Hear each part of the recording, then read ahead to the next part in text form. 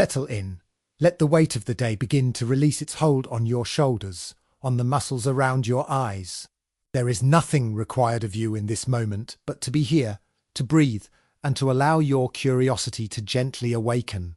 The world outside, with its demands and its pace, can fade into a soft, distant hum. Here, in this quiet space, we can ask questions without needing immediate answers. We can explore ideas not for the sake of argument, but for the simple, calming pleasure of wondering. Tonight, we are not building a case to be proven or disproven. We are simply opening a door into a vast and quiet possibility, a thought experiment designed to stretch the imagination and soothe the mind. It is a journey we will take together, slowly, carefully, with no destination more important than the gentle unfolding of the path itself. The air in the room is still. You can feel the subtle pressure of it on your skin, the way it fills your lungs and then recedes. It is a familiar rhythm, this exchange with the world around you, in and out. A constant, quiet conversation. And in this stillness, let a single question arrive, not with a crash, but like a feather settling on calm water. What if the story of our world, the complete and total story, is not only written on its surface? What if the ground beneath your feet, the solid, dependable foundation of everything you know, is not an endpoint, but a ceiling? What if Earth has hidden civilizations beneath us? Just hold that question for a moment. Don't rush to find evidence or objections. Feel its shape, its weight. It's a strange and lovely question, isn't it? It feels like something from an old storybook, a forgotten myth. It runs against the grain of our daily lives, where the ground is for standing on, for building upon, for burying things within. We look up from mystery to the stars, to the endless black of space.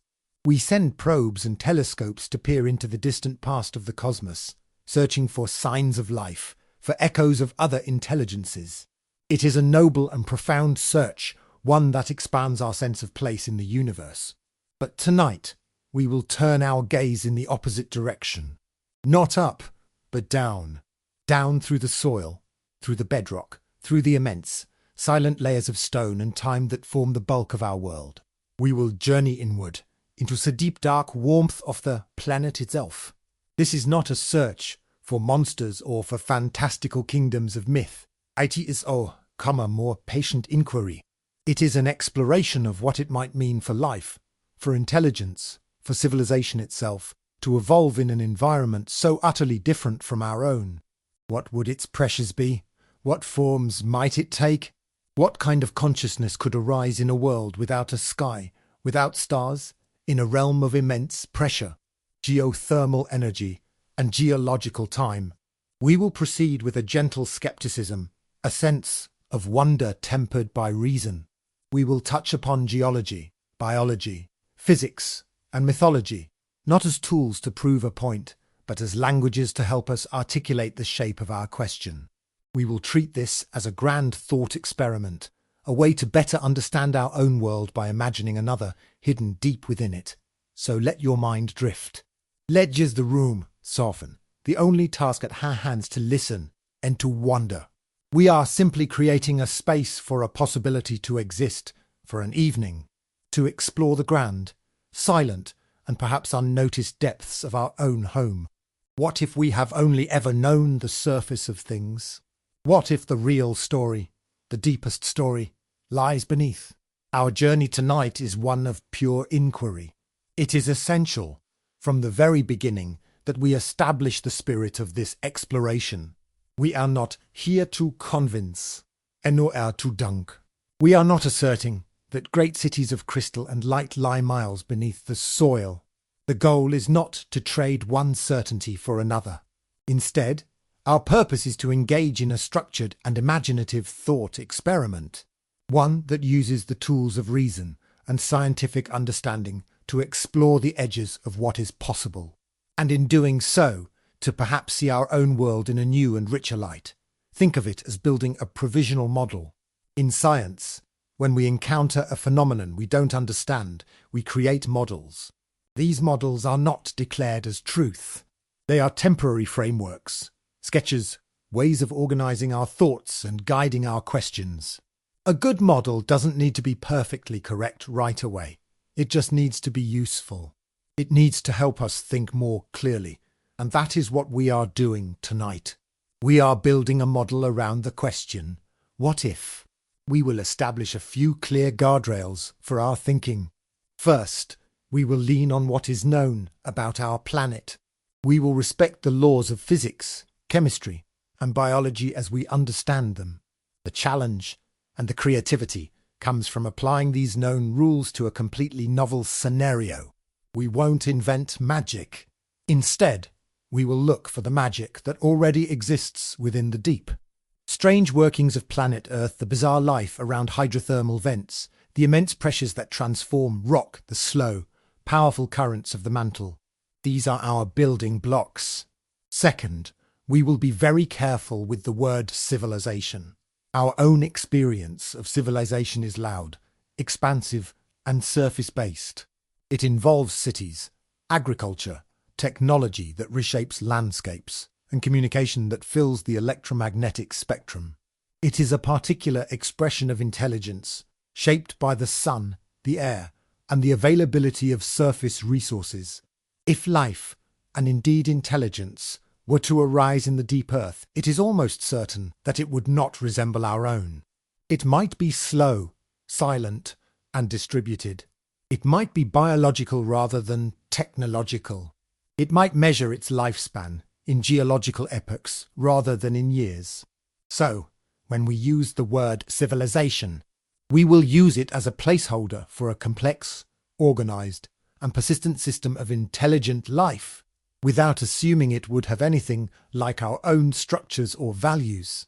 Our method will be to look for gaps, for anomalies, for things that our current, surface-centric model of the Earth doesn't fully explain. We will look at patterns in geology, in the Earth's magnetic field, in the deep biosphere. We are not looking for proof. We are looking for permission slips from reality small openings, intriguing questions, and unexplained data points that allow our thought experiment to continue. We will ask, could this phenomenon be interpreted differently if we assumed the presence of a deep, stable, and ancient system? Does this new assumption solve any existing puzzles, even as it creates new ones? This approach requires a certain kind of humility. It demands that we hold our conclusions lightly. We are not detectives solving a case. We are cartographers mapping a coastline that is mostly hidden in fog. We can only chart what we can see and speculate responsibly about what lies beyond. We will also steelman the counter-arguments. That is, we will present the strongest possible conventional explanations for the phenomena we discuss. We will not create strawmen to easily knock down. The most robust and interesting ideas are those that can withstand the most rigorous questioning. By giving the standard model its due respect, we make our own inquiry more honest and more thorough. Ultimately, the value of this exercise is not in finding a definitive answer. The answer, for now, is unknowable. The value lies in the process of asking the question. By imagining a world beneath our own, we are forced to confront the limits of our own perception, the assumptions baked into our science, and the profound mystery of the planet we call home. We are learning to think like a planet, to see in deep time, and to appreciate the vast, silent processes that support our fleeting existence on the surface. So let this be our agreement for the journey ahead. We are explorers, not advocates. We are guided by curiosity, not conviction. And we are here to wonder, together, in the quiet of this moment. Before we descend, let's first arrive exactly where we are. Feel the surfaces that are supporting you, the softness of a pillow, the texture of a blanket, the firm presence of the mattress beneath. These are the immediate realities, the tangible facts of your present moment. Notice the temperature of the air on your skin. Is it cool or warm? Is there a gentle current from a vent or an open window, or is the air perfectly still? These are not small details. They are your anchor to the here and now. This act of grounding is essential. Our journey will take us into vast, abstract concepts, geological time, immense pressures, and theoretical biologies. To travel there without losing our way, we must have a firm tether to our own physical experience. Your body is that tether. Your breath is that tether. Follow one full breath from the moment it enters to the moment it leaves, in and out. You are here, in this room, on this specific night, in this particular season. Outside, the world is continuing its cycles. Perhaps you can hear the distant sound of traffic, or the chirp of crickets, or the whisper of wind through leaves. These are the sounds of the surface world. This is our world. It is a world defined by the sky above. Even indoors, at night, the sky is an implicit presence. We live under it. Our architecture is designed to shelter us from its moods: the rain, the sun, the wind.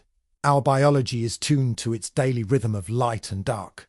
The very chemistry of our bodies, the vitamin D produced by our skin, is a testament to our profound relationship with a single star, 93 million miles away. This is the fundamental context of our existence. We are creatures of the boundary layer, the thin, precious membrane of atmosphere and water that clings to the surface of a great sphere of rock and metal. For us, life is a surface phenomenon. Think about the scale of it.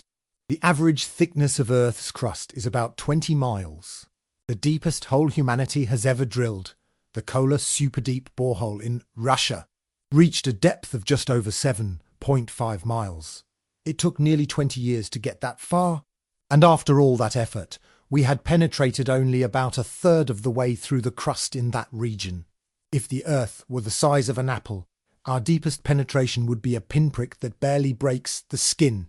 Everything we know, every fossil we've dug up, every mountain we've climbed, every ocean we've charted, has happened within this incredibly thin veneer. Our entire history, from the first single-celled organism to the construction of skyscrapers, has played out on the skin of the apple. But the apple itself, the vast interior, remains almost completely mysterious. We have inferred its structure through the ingenious study of seismic waves. The way vibrations from earthquakes travel through the planet and change speed or direction. This has given us a beautiful, layered model, a solid inner core of iron and nickel, a liquid outer core that generates our magnetic field, a thick, slowly churning mantle of silicate rock, and the thin, brittle crust we live on. This model is a triumph of human intellect. It is our best map of the unseen world beneath us. But a map, no matter how good, is not the territory. It is a simplified representation, and like any map, it might have omissions. It might be missing details not because they aren't there, but because our methods of mapping aren't designed to see them. So, as you lie here, feel the immense substance of the planet beneath you. Below the floor, below the foundation of the building, below the soil and the rock, there are nearly 4,000 miles of matter stretching down to the centre. A realm of unimaginable pressure and heat. A place where time moves on a different scale. Where the convection currents in the mantle flow with the speed of growing fingernails, yet possess enough force to move continents. This is the world we will be exploring, not with drills and machines, but with our imagination guided by reason. We begin by acknowledging our position. We are on the outside, looking in. Or, more accurately, we are on the outside, trying to imagine what it might even be like. And as we begin this descent, let your body feel heavy, grounded, connected to this great planetary sphere. You are not separate from it. You are a part of its surface, a part of its story. And perhaps, just perhaps, it is a story much larger and much deeper than we have ever imagined. Why does a question like this even matter? In a world filled with immediate and practical concerns, why spend time on such a grand and speculative thought experiment? The answer lies in the power of perspective. The questions we ask shape the world we see. By asking this particular question, we are invited to adjust our sense of scale, both in time and in space, and this adjustment can have a profound effect on how we understand our own place in the world. On one hand, the question touches upon our deepest human narratives. Since the dawn of recorded history, cultures all over the world have told stories of an underworld. It has been called Xibalba Patala, These were not always places of punishment. Often they were simply other worlds, mysterious and powerful realms inhabited by deities, ancestors, or strange beings. These stories are so persistent, so widespread that they feel like a kind of psychological bedrock. We could dismiss them as simple metaphors for death or the subconscious mind, and that is certainly a valid interpretation. But we could also ask, in the spirit of our inquiry, if these ancient, collective dreams might be a distorted echo of something real, a folk memory of a presence or a system that our ancestors sensed but could not name or understand. They felt a depth to the world, a power in the earth, and they gave it a face and a story. By exploring the possibility of a hidden civilization, we are not validating the literal truth of these myths, but we are honouring the intuition behind them, the feeling that there is more to this world than meets the eye. But the question also matters on a much larger, more geological timescale. Our own civilization, the one we think of as so permanent and powerful, is a geological infant. The entire span of recorded human history, about 5,000 years, is a mere blink of an eye compared to the age of the Earth, if you were to compress the planets. For 0.5 billion year history into a single 24-hour day, the first anatomically modern humans would appear at about 2 seconds to midnight. All of our empires, our art, our science, would flash by in the final fraction of a second. We are a recent and perhaps very temporary phenomenon. Now, imagine a civilization that was not born in that last second. Imagine one that arose deep within the earth hundreds of millions of years ago. Such a civilization would not be a fleeting flash of light. It would be a feature of the planet itself, as fundamental as a continent or an ocean. It would have witnessed the continents themselves drift and collide. It would have experienced ice ages as fleeting chills on the surface. It would have seen countless species, including the dinosaurs, rise and fall. Its timescale would be geologic. Its consciousness, if we can even call it that, would be planetary. Contemplating this possibility forces us to confront our own temporal smallness. It reframes the Earth not as a passive stage for our human drama, but as a potentially ancient and complex system with its own deep history and intelligence. It suggests that we might not be the first, or the only, significant expression of life on this planet. This is a profoundly humbling idea. It doesn't diminish our own existence, but it places it in a much, much larger context. It's the difference between believing your family is the only one in the entire world, and then discovering a map of the globe filled with countries and cultures you never knew existed. Your own family is no less important to you, but your understanding of the world has become infinitely richer and more complex. Furthermore, if such a deep system exists, it would not be separate from us. We live on the same planet. The systems would be coupled. The slow, deep processes of the interior would inevitably affect the surface, and perhaps the frantic. Rapid processes of our surface civilization might be noticeable, like a strange fever to a deeper, slower system. The question, then, is not just about them down there. It is also about us. It is about understanding the full nature of the planetary system we are a part of. Are we living on a simple ball of rock, or are we part of a complex, multi-layered system that has been self-regulating for eons? The answer to that question changes everything.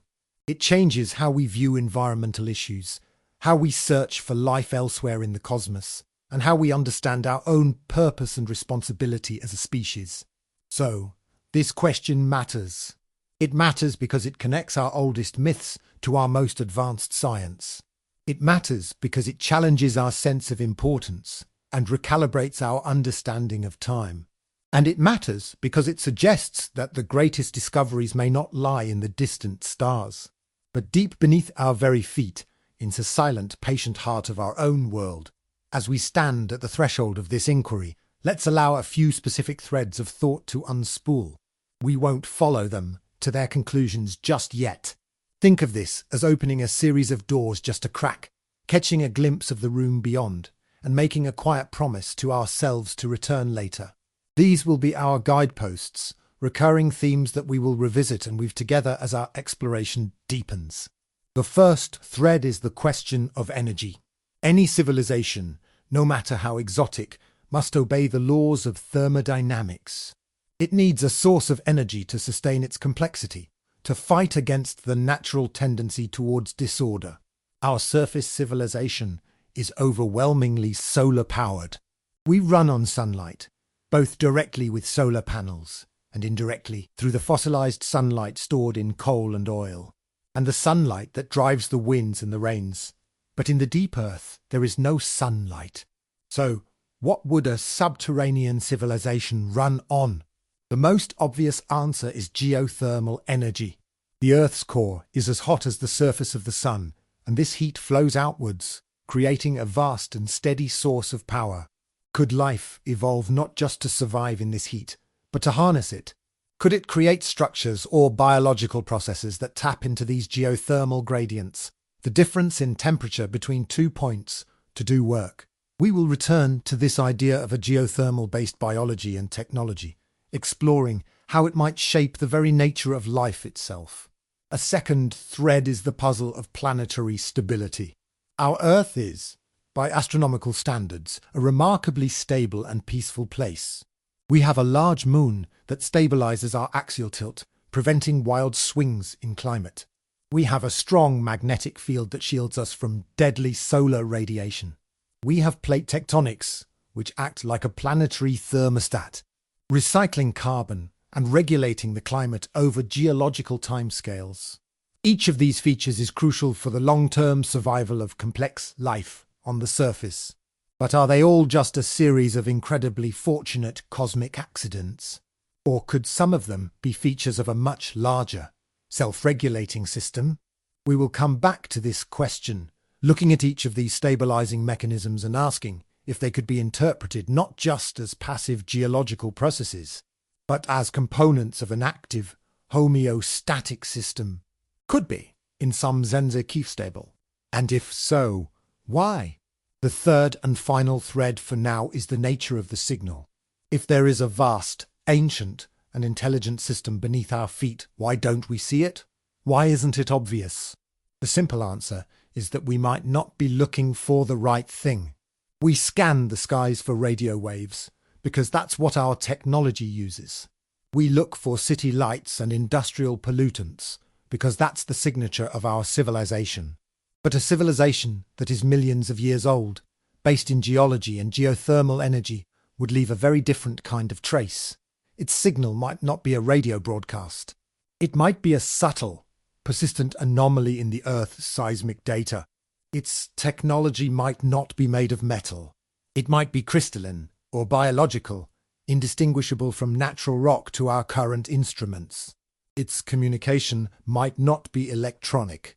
It might be a slow, rhythmic modulation of telluric or magnetic currents within the Earth's crust. We will return to this idea again and again, the challenge of detecting a signal that you haven't been taught to look for. These three threads, energy, stability, and the nature of the signal, will form the backbone of our journey. We will pick them up, examine them from different angles, and see how they connect to one another. For now, just let them rest in your mind.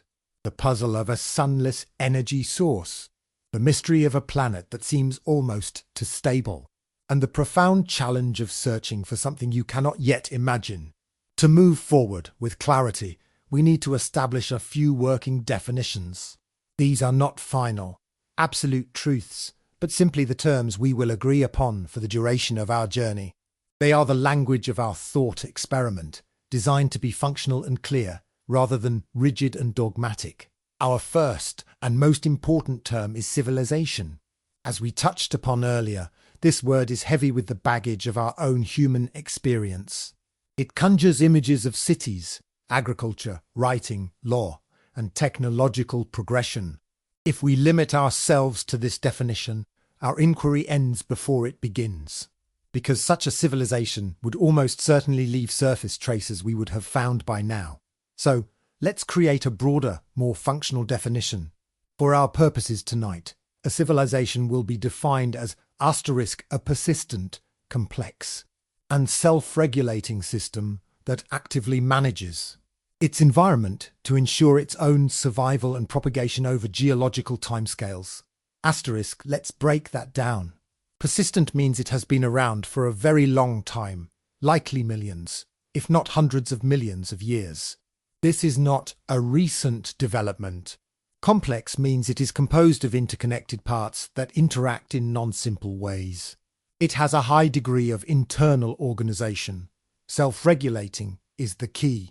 This implies homeostasis, the ability to maintain stable internal conditions despite a changing external environment. It suggests some form of feedback mechanism, a way of sensing changes and responding to them. And actively manages its environment suggests that this is not a passive system simply being shaped by geology, but a system that, in turn, shapes geology. This is a crucial distinction. We are not just talking about a collection of extremophile bacteria. We are talking about a coordinated system with some degree of agency. Notice what this definition doesn't include. It doesn't mention individuals, consciousness, language, or technology in the way we understand it. A planetary scale mycelial network, a deep Earth system of crystalline intelligence, or a collective of silicon-based life forms could all potentially fit this definition. It allows us to think beyond the biological and social models we are familiar with. Our second term is hidden. What does it mean for such a system to be hidden from us? It does not necessarily mean it is deliberately hiding. That would imply intention, fear, or motives we cannot know. A more neutral and useful definition of hidden is simply asterisk operating in a medium and on a time scale that is largely inaccessible to our current methods of observation. Asterisk, think of it this way. The intricate chemical conversations happening between the trees in a forest were hidden from us for most of human history. Not because the trees were being secretive, but because we lacked the scientific tools and the conceptual framework to even look for them. We did not know how to listen. In the same way, a geological scale civilization might be operating in plain sight, but its action subtle shifts in mantle convection, slight alterations to the magnetic field. The slow secretion of novel crystalline structures would be interpreted by us as natural, random, or background noise. Its timescale makes it invisible. An action that takes 10,000 years to complete would be utterly undetectable to a species whose scientific institutions are, at most, a few centuries old. Our third pair of terms are life and intelligence. Again, we must be flexible. Our definition of life is carbon-based and water-dependent, requiring a narrow range of temperatures and pressures. This is our local, surface-based example. Let's provisionally define life as asterisk any system capable of metabolism, growth, and replication. This leaves open the possibility of non-carbon-based life, perhaps silicon-based, that thrives in the high-temperature, high-pressure environments of the deep Earth, and intelligence. This is perhaps the most difficult word of all. Let's steer away from human-centric measures like problem-solving or language. A more systemic definition might be asterisk the capacity of a system to process information and model its world in a way that allows it to achieve its goals. For a deep Earth civilization, the primary goal might be long-term stability. Its intelligence, therefore, would be expressed not as rapid innovation, but as profound, slow, and effective regulation of the planetary environment. It would be an intelligence of immense patience and foresight, an intelligence of homeostasis. By using these definitions of civilization as a long-term regulatory system, hidden because of its medium and timescale, with life and intelligence defined by function rather than form, we free ourselves from our own biases. We are no longer looking for subterranean humans in flying saucers. We are looking for the possible signatures of a vast, ancient, and deeply alien system that may be an integral and stabilizing part of the planet Earth itself. This is our toolkit. With these words, we can now begin to examine the world around us and beneath us in a new way. The idea of a world beneath our own is not new. It is an ancient and recurring dream. Before we dive into modern scientific data, it's worth taking a moment to understand the historical and cultural soil from which this idea has grown. This is not to say that old myths are literal truth, but to recognize that we are not the first to feel that the earth has hidden depths. For millennia, humanity has told stories of underworlds. In ancient Greece, there was the realm of Hades, a vast and shadowy place reached by crossing the river Styx. For the Maya, the underworld was Xibalba, a perilous court ruled by death gods, which heroes had to navigate. In Hindu cosmology, there are 7 lower realms, or Patala, filled with beautiful and powerful beings. While these realms are often associated with the afterlife, they are also frequently depicted as physical places beneath the ground, with their own inhabitants, geography, and rules. What is striking is the sheer universality of this motif. From Mesopotamia to Ireland, from Japan to the indigenous cultures of the Americas, stories of a subterranean world are a constant feature. Why? The simplest explanation is psychological. The ground is where we bury our dead, so it naturally becomes associated with the afterlife. The darkness underground is a potent metaphor for the unknown, the subconscious, or the fears that lie beneath the surface of our waking minds. This is a powerful and likely true interpretation, but it may not be the whole story. What if these myths are also a form of proto-science, an attempt by early cultures to explain subtle but real environmental phenomena? Ancient peoples were incredibly attuned to the earth. They noticed the way springs and hot springs emerged from the ground. They felt the tremors of earthquakes and saw the smoke and fire of volcanoes. They may have sensed subtle magnetic or electrical currents in the earth that we, insulated by our modern world, no longer perceive, lacking a geological framework. They might have interpreted these phenomena as evidence of activity of a powerful agency residing within the earth. The volcano became the forge of a smith god. The earthquake became the stirring of a buried giant. The underworld mythos became a coherent narrative for a world that was clearly not just an inert stage, but an allensvolle place. This idea evolved over time. In the 17th and 18th centuries, during the scientific revolution, some early scientists proposed hollow earth theories. Edmund Halley, astronomer famous for the comet that bears his name, suggested the earth consisted of concentric shells, each potentially habitable. He proposed this to explain anomalous compass readings. Later, John Cleves Sims Jr. became a famous proponent of a hollow earth with openings at the poles. These were genuine, if ultimately incorrect, scientific hypotheses, attempts to reconcile data with a model of the world. They show a persistent desire to understand the interior of our planet. Then came the age of science fiction. In 1864, Jules Verne published his classic novel, Journey to the Centre of the Earth, which cemented the image of a wondrous, prehistoric world hidden deep beneath the surface in the popular imagination. This literary tradition continued throughout the 20th century, giving us countless stories of lost races, advanced technologies, and bizarre ecosystems in the planet's depths. These stories, of course, are works of fiction, but they perform an important function. They keep the imaginative door open. They take the ancient mythic intuition and dress it in the clothes of modernity, with dinosaurs, aliens, and advanced technology. They are a testament to our enduring fascination with the idea that we have not explored our own world completely. Today, our scientific understanding of the Earth's interior is based on solid, empirical evidence, primarily from seismology. We know the Earth is not hollow. We have a robust model of its core, mantle, and crust. And this model, for the most part, works exceptionally well. But as we will explore, it is a model with its own limitations and blind spots. It maps the broad structures, but the finer details, especially concerning the deep biosphere and the complex interactions between geology and life, are still being discovered. The cultural history, from ancient myth to modern science fiction, serves as a valuable backdrop to our inquiry.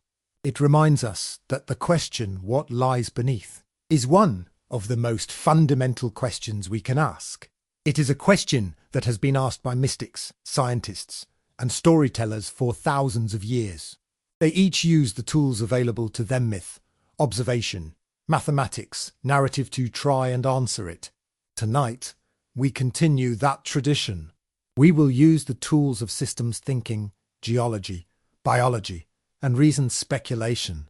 We are not looking for Hades or the world of Jules Verne, but we are, like all those who came before us, standing on the surface, looking down, and wondering. Let's begin our first formal track of evidence by looking at patterns on a scale we can readily understand, the human scale. These are not definitive proofs, but rather a collection of intriguing anomalies and recurring themes from our own history and archaeology that become more interesting when viewed through the lens of our thought experiment.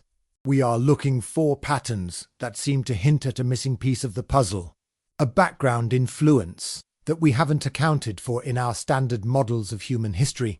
Consider the phenomenon of anomalous ancient structures. Around the world, we find megalithic sites built with a precision and scale that often baffles modern engineers. Think of the massive, polygonal stone walls at Sacsayhuaman in Peru, where enormous stones are fitted together so perfectly, without mortar, that you cannot slip a piece of paper between them. Or consider Göbekli Tepe in modern-day Turkey, a complex of massive carved stones, dated to be around 11,500 years old, predating pottery, metallurgy, and the invention of writing. The standard explanation, which is very likely correct, is that human ingenuity is consistently underestimated. Early humans were not primitive. They were intelligent, organized, and capable of incredible feats of engineering over long periods. But let's apply our alternative lens for a moment.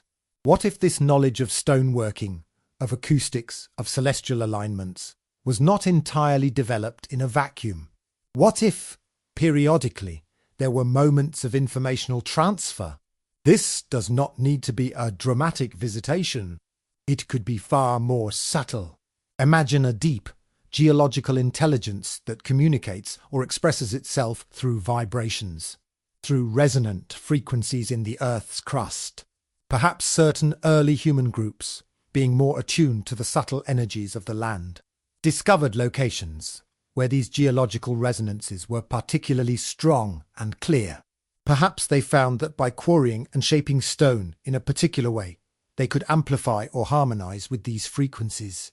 Their megalithic structures would then not just be temples or astronomical observatories in our sense, but also a form of resonant technology designed to interface with the planet itself. In Sismodal Knowledge, it was discovered through careful listening and experimentation with the properties of the Earth itself. The civilization beneath was not a participant, but its very existence created a phenomenon that early humans could learn to interact with. Now think about the persistence of sacred sites. Across cultures and millennia, certain locations on Earth are repeatedly identified as special. A new religion will build its temple on the exact same spot where an older culture built its sacred stone circle. These places are often associated with unusual geological features, strange magnetic readings, unique mineral deposits, or underground springs. The conventional view is that this is simply cultural continuity. But what if there is an underlying physical reason? What if these sites are, in a sense, nodes, points on the Earth's surface where the barrier between the surface world and the deep systems is thinner? Perhaps there are subtle energy upwellings, or unique seismic properties, or a chemical signature in the water that makes these places objectively different. Early humans, with their uncluttered senses, would have detected this difference. They would have recognized it as a place of power, a place to connect with the deeper world. They would have called it sacred. Our modern instruments, designed to measure gross phenomena, might miss these subtle signals entirely, dismissing the persistent human attraction to these sites as mere superstition. Finally, let's consider the widespread myths of culture bearers or civilizing heroes. In many ancient traditions, from the feathered serpent god Quetzalcoatl in Mesoamerica to the Apkallu, the the 7 sages of ancient Samaria who were said to be half fish, half human. There are stories of beings who brought humanity the gifts of civilization, agriculture, law, writing, and art. These figures often emerge from the sea or from the earth, and after their work is done, they depart, promising to return. Again, the standard interpretation is that these are personifications of cultural shifts, metaphors for the dawn of agriculture or the establishment of a legal code. And this is a very reasonable view. But in our thought experiment, could these be distorted memories of an interaction? Not necessarily with physical beings, but with the influence of a deep system. Imagine if this deep civilization, as part of its planetary regulation, needed to ensure the surface biosphere remained within certain parameters. Perhaps it recognized the rise of a new, unusually volatile species us. Perhaps, in order to stabilize our development and prevent us from becoming a planetary threat too quickly, it found a way to subtly influence our cultural trajectory. It might do this by embedding information into the planet's electromagnetic field, which could be received by particularly sensitive individuals, shamans, mystics, prophets. These individuals would then translate these abstract impressions into the cultural language they understood, stories of gods, commandments from the heavens, or instructions from civilizing heroes. The signal would be real, but the interpretation would be human. None of these examples prove anything, but they represent a class of phenomena that, while having perfectly adequate conventional explanations, also cohere in a new and interesting way when we posit a deep, hidden influence. The question is not, did ancient aliens build the pyramids? The question is, could the very ground on which our ancestors lived have been an active participant in their development, in ways we are only beginning to imagine? If we entertain the possibility that the patterns we just discussed, anomalous structures, persistent sacred sites, and culture-bearer myths are indeed subtle traces of a deep system, what are the implications? What does this change about how we view ourselves and our history? Let's test the boundaries of this idea with a calm and measured approach. First, it would radically reframe the nature of human genius and inspiration. In our standard model, human culture is a self-contained phenomenon. We invent, discover, and create in a kind of splendid isolation, driven by our own needs and our remarkable brains. The model we are exploring suggests that we might not be as isolated as we think. It implies that the Earth itself might be a source of information, a library of immense antiquity. Inspiration, in this view, might not always be a flash of insight generated solely within a human mind.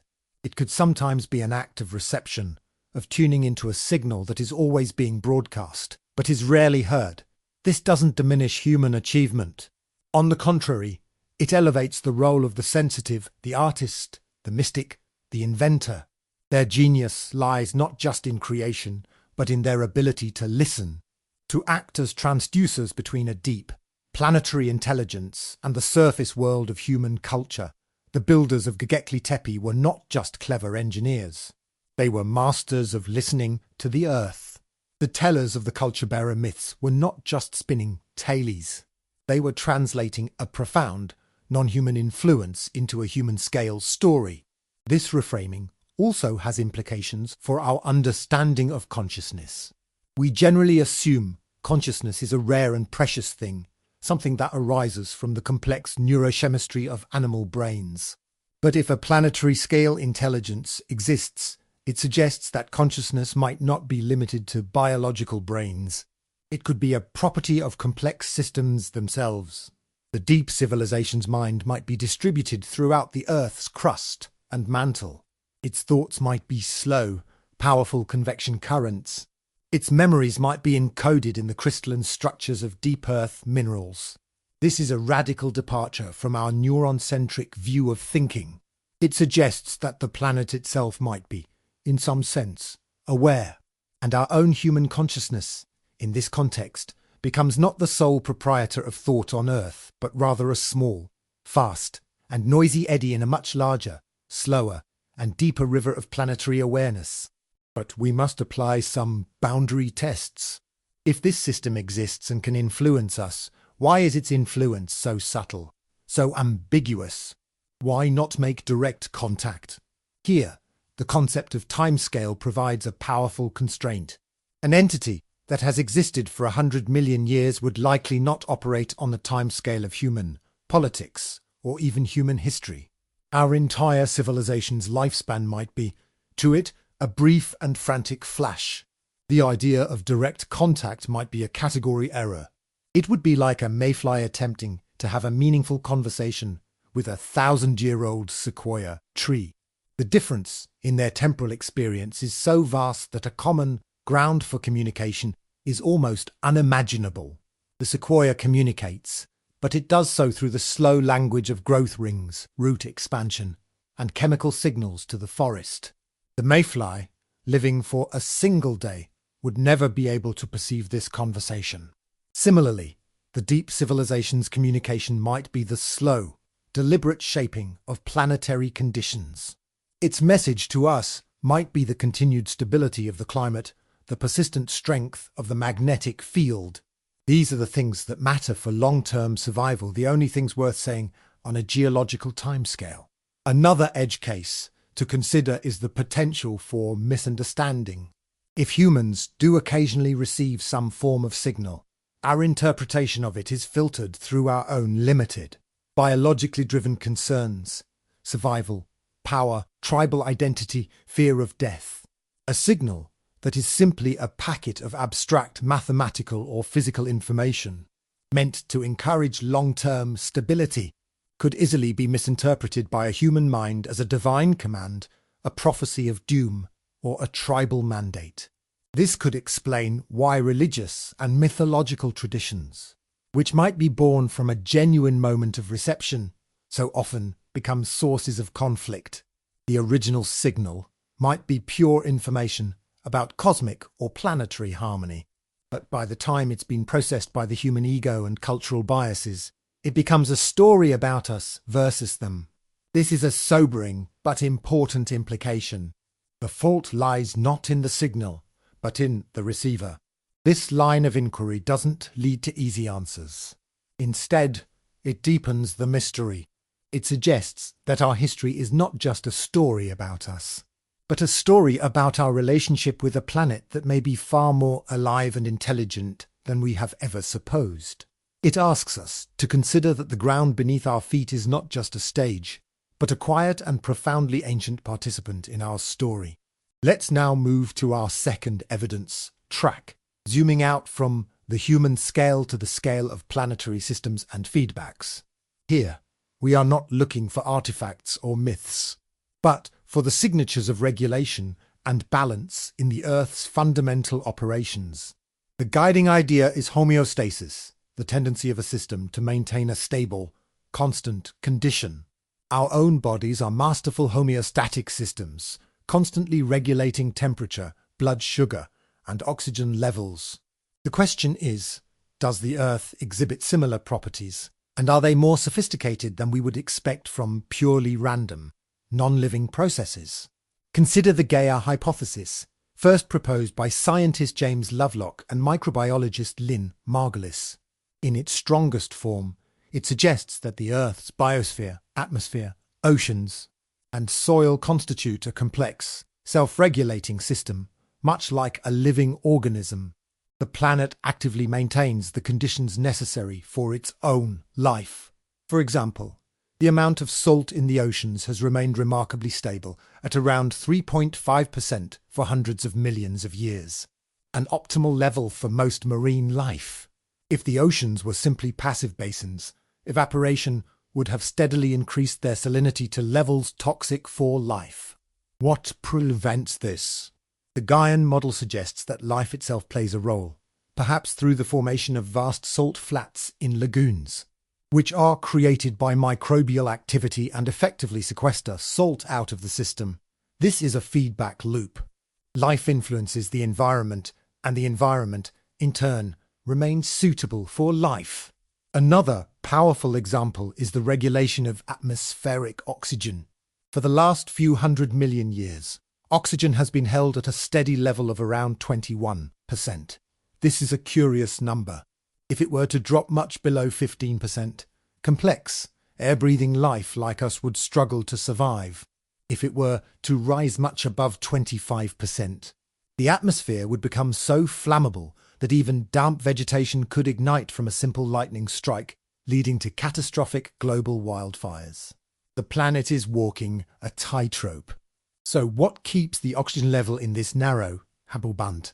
The conventional view is that it's a complex, but ultimately random, balance of geological and biological processes, photosynthesis, producing oxygen, and processes like decomposition and geological weathering consuming it. The system happens to be in a stable equilibrium.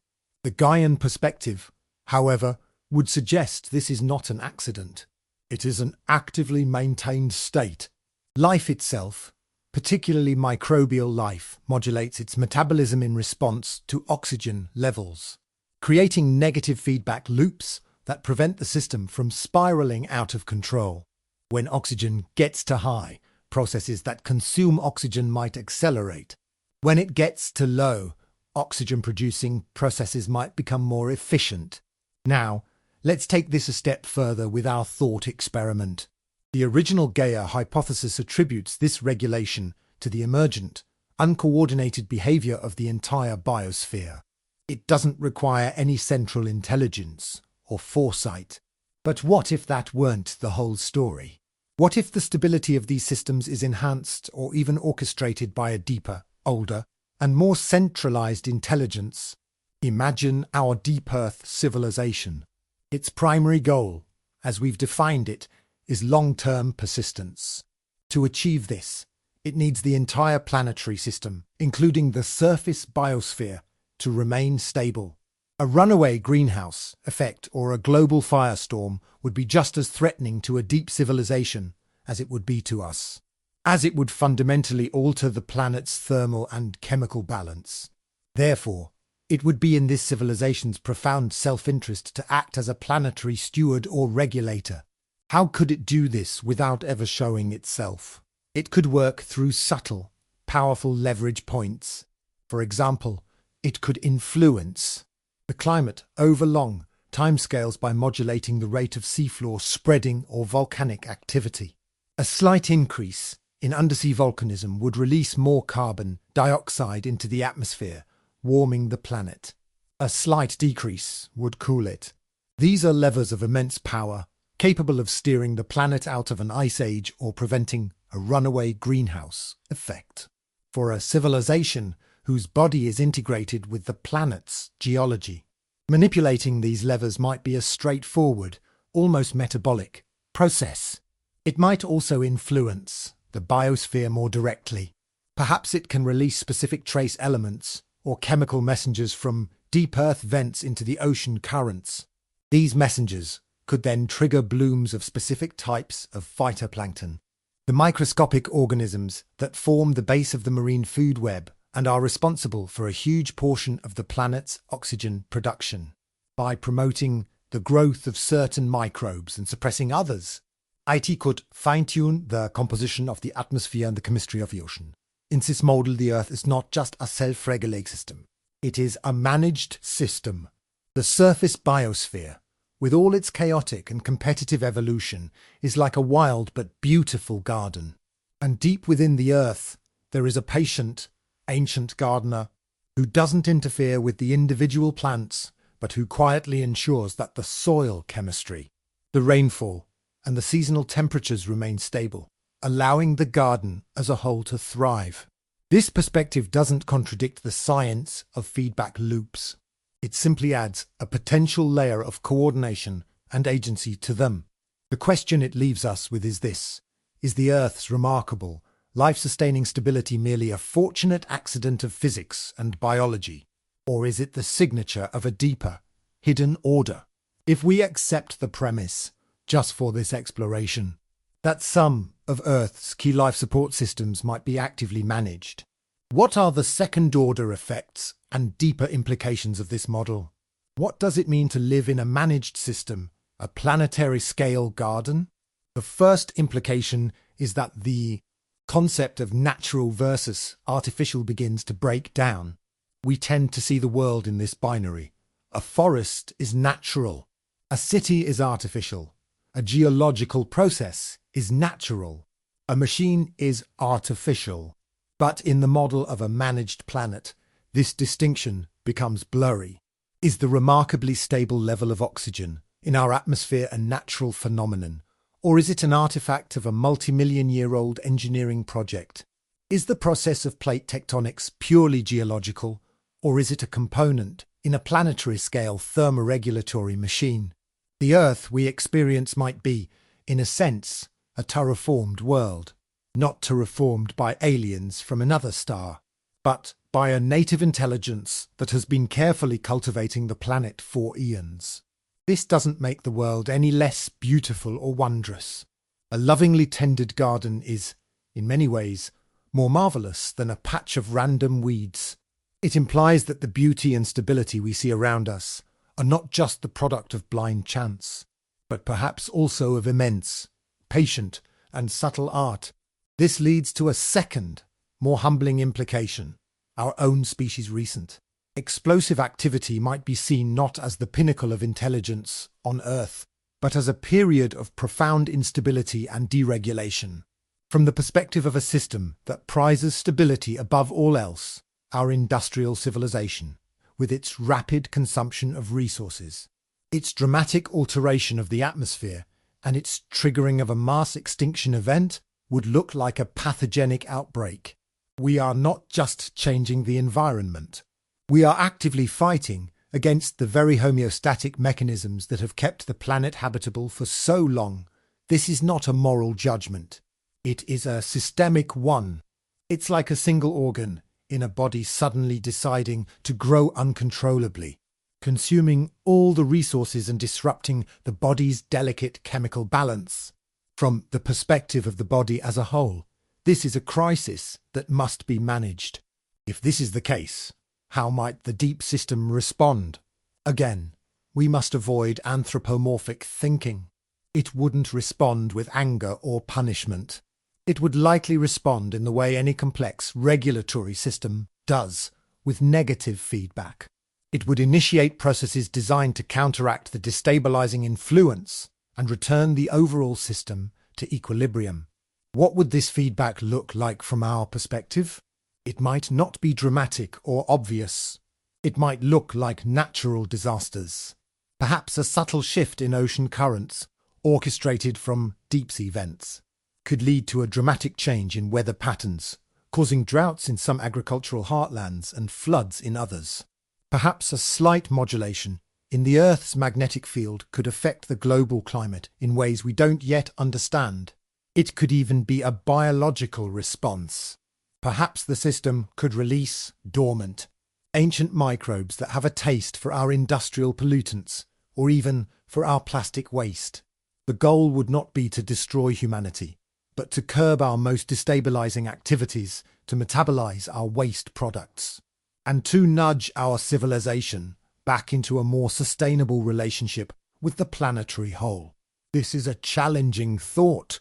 It suggests that some of the greatest difficulties we face as a species climate change, resource scarcity, novel pandemics might not be random misfortunes or solely our own doing.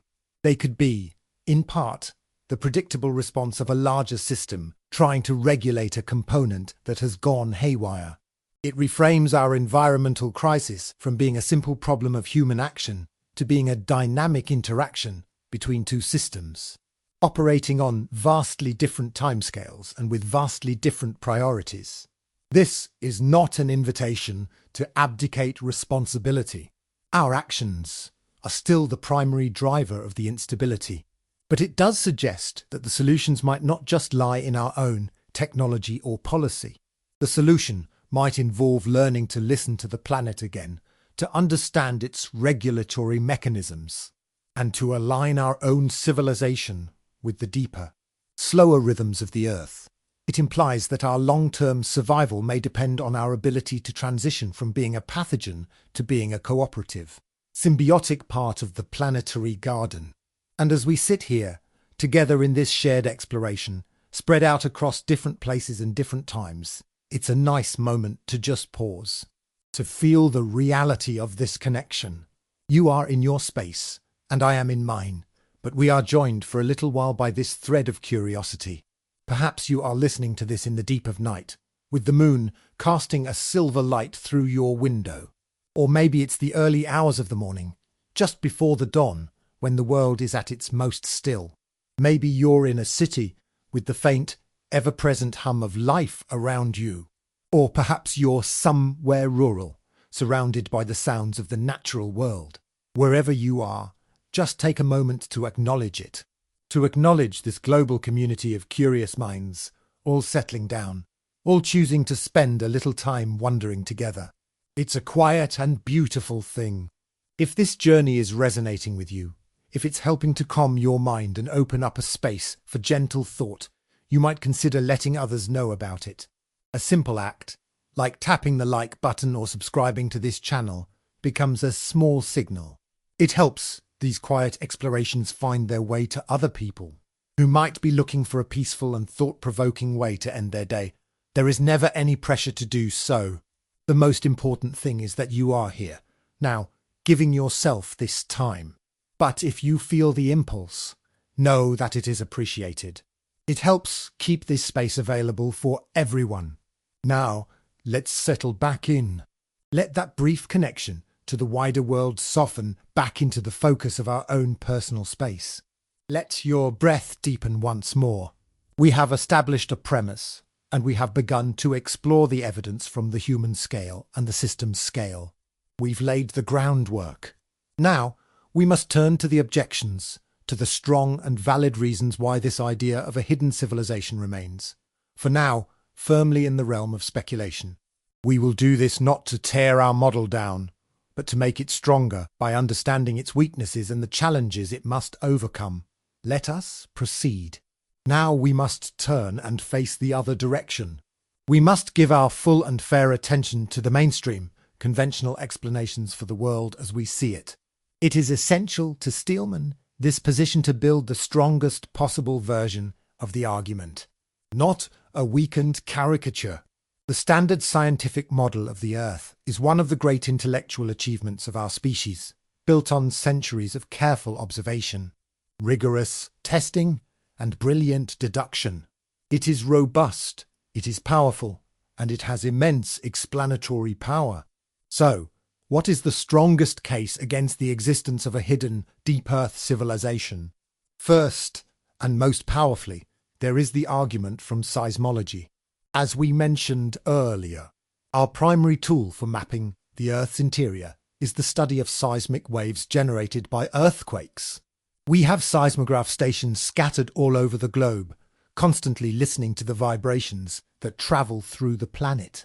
These waves behave in predictable ways. They travel at different speeds through different materials, and they bend or reflect when they hit a boundary between layers. Over the last century, we have analysed millions of these seismic records. The result is a remarkably detailed and consistent picture of the planet's interior: a solid core, a liquid outer core, a viscous mantle, and a thin crust. There are no signs in this vast dataset of large, anomalous, hollow spaces where a city could be. There are no indications of structures that would suggest artificial construction. The data we have is overwhelmingly consistent with a planet composed of rock and metal, differentiated by heat and pressure according to the known laws of physics. While there are still many mysteries in the mantle and core, such as the exact nature of Mont Le Plume or the reason for certain seismic discontinuity, none of these anomalies point compellingly towards a hidden civilization. They are puzzles within the existing paradigm, not evidence that overturns it. The second major objection comes from thermodynamics and energy. As we noted, any civilization needs energy.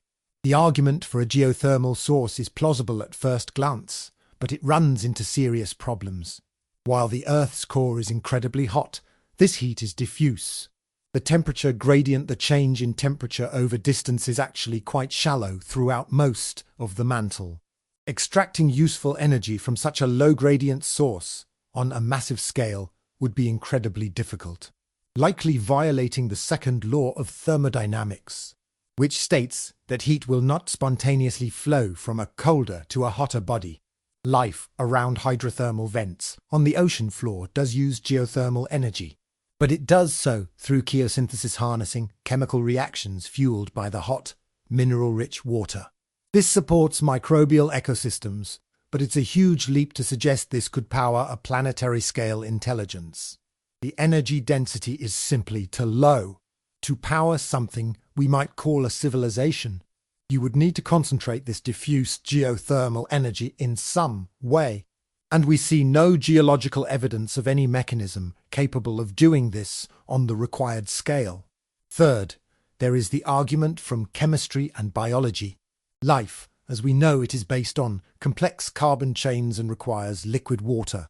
While extremophile organisms show that life is incredibly resilient, there are hard limits.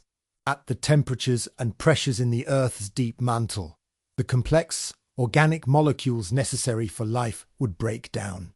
Even if we speculate about exotic, silicon-based life, the chemistry becomes even more challenging. Silicon can form chains, but they are much less stable than carbon chains. And the chemistry of silicon, in a high-temperature rock environment, is dominated by the formation of stable, crystalline silicates rocks, essentially. It's difficult to conceive of a dynamic, metabolic chemistry that could arise in such an environment. Where would the solvent be? What would the information-carrying molecules be? While we cannot rule out forms of life completely unknown to us, the burden of proof is on proposing a plausible chemistry. And so far, no such model exists that doesn't conflict with what we know about physics and chemistry. Finally, there is the simple but powerful argument from silence, also known as the Fermi paradox, applied to our own planet. If a vast, ancient, and intelligent civilization existed, why has it been so quiet? Even if it doesn't use radio waves, its existence and activities should have profound and unavoidable consequences for the planet's geology and surface environment. A system managing the planet's thermostat would leave unmistakable geological fingerprints. We should see evidence in the ice cores and sediment layers of non-random, periodic interventions. We should see strange isotopic ratios or mineral deposits that cannot be explained by natural processes. While geology is a messy and complex science, the overwhelming consensus is that the Earth's history, as read in the rock record, is consistent with the interplay of known physical, chemical, and biological forces. There is no need to invoke a hidden hand. The stability of the climate, the oxygen level, and the oceans can be explained, at least to a plausible degree, by the complex, emergent feedback loops of the Gaian system, without any need for a coordinating intelligence. In summary, the conventional model stands on four strong pillars. Seismic data shows a solid planet. Thermodynamics makes energy extraction unlikely. Chemistry makes deep life implausible. And the geological record shows no clear signs of manipulation. This is a formidable and coherent case. It is the default position for a reason. It is the simplest explanation that fits the vast majority of the available data. Our thought experiment must respect this. Having given the standard model its due, let's now present some alternative interpretations of the same data. This is not about claiming the standard model is wrong, but about exploring whether the evidence is as conclusive as it appears. Could the same facts support a different story if we approach them with a different set of assumptions? We are not trying to prove our case, but simply to establish plausibility within the bounds of our thought experiment. Let's revisit the seismic evidence. It is true that seismology shows us a broadly solid planet, but solid on a geological scale is a relative term. The mantle, for instance, behaves like a solid on short timescales but flows like a viscous fluid over millions of years. The picture we get from seismology is also, by its very nature, a low-resolution one. We are essentially trying to understand the intricate structure of a human brain by tapping on the skull and listening to the echoes. We can make out the major components, but the fine details, the wiring would be completely invisible. A deep Earth civilization might not exist in large, empty caverns, which would indeed be seismically obvious. Instead, it might be integrated directly into the rock itself. Imagine a life form that is crystalline in nature, or a distributed consciousness that exists within the flows of the mantle. Its structures might be subtle, regional differences in rock density or crystalline alignment. These would produce very slight variations in seismic wave speed, which would be difficult to distinguish from natural geological variations. We are already discovering that the Earth's mantle is far more complex and heterogeneous than we once thought. This mysterious, large low-shear velocity provinces LLSVPs deep beneath Africa and the Pacific. The origin of these continent-sized blobs of rock is still debated, while the leading theories suggest they are piles of subducted oceanic crust or remnants of the early Earth's formation. In our model, could they be something more? Could they be the organs of a deep planetary system, areas where its metabolic activity is concentrated? We wouldn't see a city, but we might see its effect on the local geology. Now let's consider the energy problem. The objection, based on the second law of thermodynamics, is a strong one for low-gradient heat. However, the deep Earth is not a uniform environment. There are places where the temperature gradients are much steeper. Mantle plumes, for example, are proposed columns of hot rock rising from the core mantle boundary. These represent massive, concentrated flows of heat. A system that could tap into and channel these plumes would have access to an almost unimaginable amount of energy. Furthermore, we are thinking in terms of heat engines. But what if the energy source is different? The Earth's liquid outer core is a churning dynamo of molten iron, generating a powerful magnetic field. Could a sufficiently advanced system interact with this dynamo directly? Could it draw energy from the planet's rotation and magnetic field through some form of magnetohydrodynamic process? This is highly speculative, but it is not physically impossible. A civilization that evolved in this environment would be a master of geophysics, not thermodynamics in our familiar sense. Its power plants wouldn't be furnaces. They might be resonant structures that convert kinetic and magnetic energy into a usable form. What about the chemical objections? The argument that complex molecules cannot survive the deep Earth is based on our understanding of carbon-based life. A silicon-based life form is a common trope in science fiction, but it has some basis. Under extreme pressure, silicon's chemical properties change in strange ways. Scientists have created exotic silicon structures in labs that have bizarre electronic properties. Is it possible that in the unique chemical and physical environment of the deep mantle, a form of complex, information processing, crystalline life could emerge? Its metabolism would not be the rapid exchange of gases and liquids like ours, but the slow, patient process of crystallization. Phase transitions and the exchange of electrons through a solid-state matrix. It would be life, but not as we know it. Its thoughts might be patterns of vibration phonons traveling through its crystalline body. Its growth would be the slow, deliberate extension of its crystal lattice. Finally, let's look at the argument from the geological record. The claim is that we see no unambiguous signs of intervention. But this assumes we know what an intervention would look like. A system that has been managing the planet for hundreds of millions of years would not leave a messy, obvious record. Its actions would be so deeply embedded in the natural cycles of the planet that they would be indistinguishable from them. The so-called Great Unconformity, a mysterious gap in the rock record spanning over 1 billion years in some places, is a major geological puzzle. The standard explanation involves massive, continent-scale erosion. But could it be a sign of something else? A period of intense, planetary-scale gardening or geological restructuring that wiped the slate clean? We would read it as a natural event because the agent of change was geology itself. The signature of this civilization wouldn't be an anomaly in the system. Its signature is the system's long-term stability. The fact that the Earth has remained continuously habitable for at least 5 billion years despite a sun that has increased in brightness by 30%, is a profound mystery known as the faint young sun paradox. The conventional answer is a series of fortunate geological and biological feedbacks. Our alternative suggests it might not have been fortunate, it might have been managed. These alternative interpretations don't disprove the standard model, but they show that the same data can be viewed from more than one perspective. They highlight the assumptions and limitations inherent in our own ways of knowing, and they create just enough room for our thought experiment to continue. This brings us to a crucial interlude, a moment to step back from the evidence itself and think about the process of knowing. How do we know what we know about the deep Earth?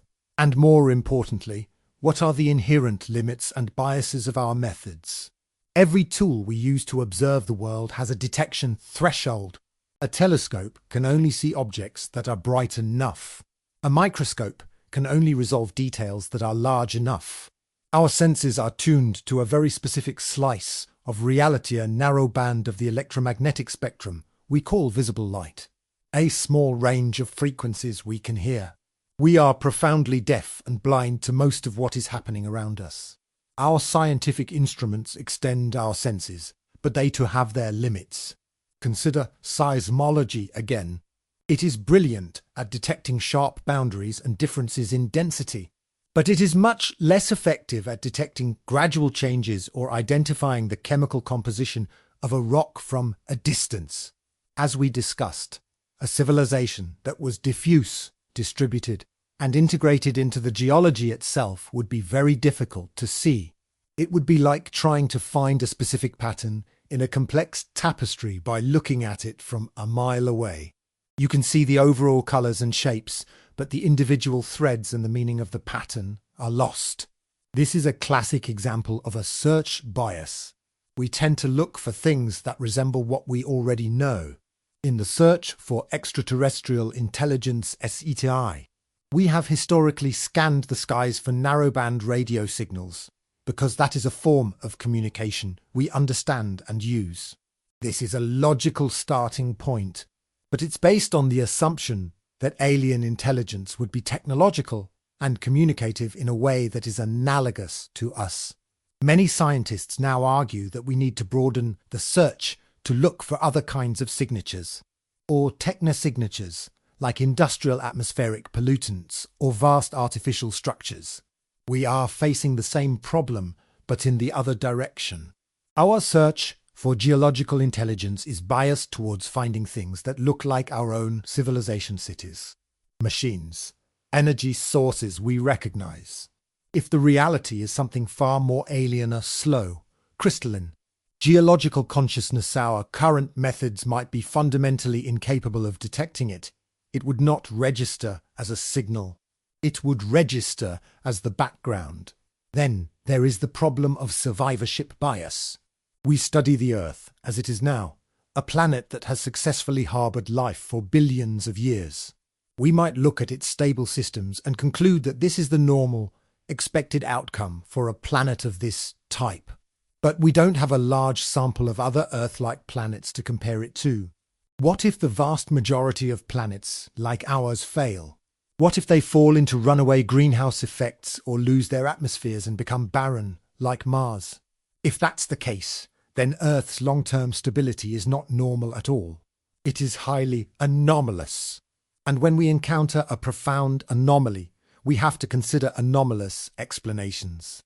The fact that Earth survived might be the very evidence we are looking for.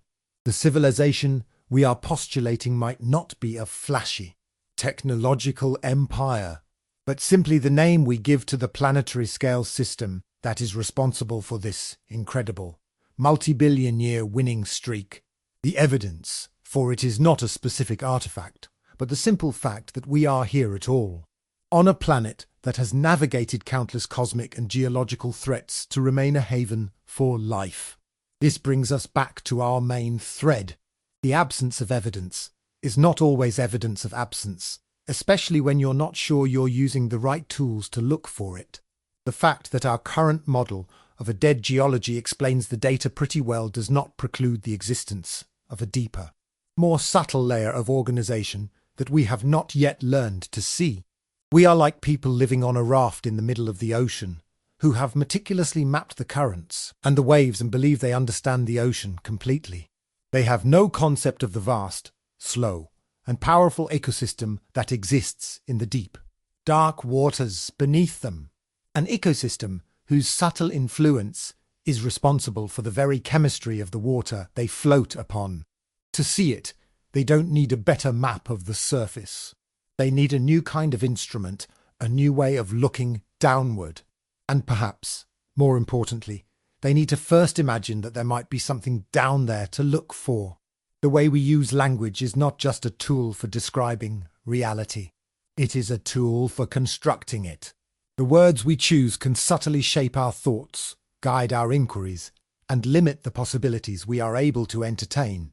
In our exploration of a deep Earth system, we must be especially mindful of the metaphors and framing we use, as they can lead us astray. A primary example is the use of anthropomorphic verbs, words that attribute human-like actions and intentions to non-human things. We might find ourselves saying that the deep system decides to regulate the climate, or that it thinks about the future, or that it wants to remain stable. These words are comfortable and intuitive for us, because we understand the world through the lens of our own conscious experience, which is full of decisions, thoughts, and wants. But applying these terms to a planetary scale, geological system, is almost certainly a mistake. It projects our own fast, individual, ego-driven psychology onto something that would be slow, collective, and utterly alien. A more rigorous and useful way to frame it is to replace these anthropomorphic verbs with the language of systems theory. The system doesn't decide. It reaches an equilibrium point. It doesn't think. It processes information through feedback loops. It doesn't want stability. Stability is an emergent property of its structure and dynamics. This shift in language is not just semantic pedantry. It has profound implications. It moves the concept away from the realm of mythology, a god in the machine, and into the realm of plausible science, a complex adaptive system. A system that processes information does not need a brain. The market economy processes vast amounts of information about supply and demand through the mechanism of price, without any central decider. An ant colony solves complex logistical problems through the interaction of simple, chemically driven rules followed by individual ants, without any single ant understanding the big picture. The intelligence is a property of the whole system, not of its parts. Similarly, our hypothetical deep civilization might be intelligent in this systemic, emergent way. Its thoughts might be the slow propagation of seismic waves through a crystalline network. Its decisions might be the inevitable outcome of geophysical feedback loops. This makes the concept harder for us to grasp emotionally, but it also makes it more scientifically plausible. We must also be explicit about the limits of our metaphors. We have used the metaphor of a gardener to describe the system's relationship with the surface biosphere. This is a useful image because it conveys the idea of active cultivation and management, but it's also a limited metaphor. A gardener is a separate entity from the garden, but this deep system would not be separate from the planet. It would be the planet, or at least a fundamental part of its operating system. A better, though less poetic, analogy might be the relationship between the conscious and autonomic nervous systems in our own bodies. Our conscious mind, our surface civilization, makes decisions, worries about the future, and busies itself with immediate tasks. But all the while, the autonomic nervous system is silently and efficiently running the deep, essential processes, regulating the heartbeat, managing digestion, maintaining body temperature. We are not consciously aware of these processes, and we cannot directly control them. Yet, they are what keep us alive. The autonomic system is not a separate person inside us. It is a fundamental part of us. In this analogy, the deep Earth system is the planet's autonomic nervous system. It is not an external gardener, but the deep, self-regulating intelligence of the planetary body itself. Our surface civilization is like a recent, noisy, and often disruptive layer of conscious thought, often acting in ways that contravene the deeper wisdom of the body. By being careful with our language, by choosing systems-based descriptions over anthropomorphic ones, and by acknowledging the limits of our metaphors, we can keep our inquiry on a more rigorous footing. We are not telling a story about a hidden king in a subterranean kingdom. We are building a model of a complex, homeostatic planetary system with a deep, ancient, and non-human form of agency. It's a stranger and more profound idea, and it requires a more careful and precise language to explore. Let's try to make this more concrete. Imagine you are a geologist many years from now, equipped with technology far beyond our own. You are not just studying seismic waves. You have probes that can analyze the deep Earth's chemistry and structure with incredible precision. Let's walk through a scenario. Applying the ideas from our first evidence, track the patterns at a human scale. You are investigating one of the persistent sacred sites we discussed earlier. Perhaps a remote plateau in the Andes that has been a center for pilgrimage for thousands of years across multiple cultures. Your instruments immediately show that the site is geologically unusual.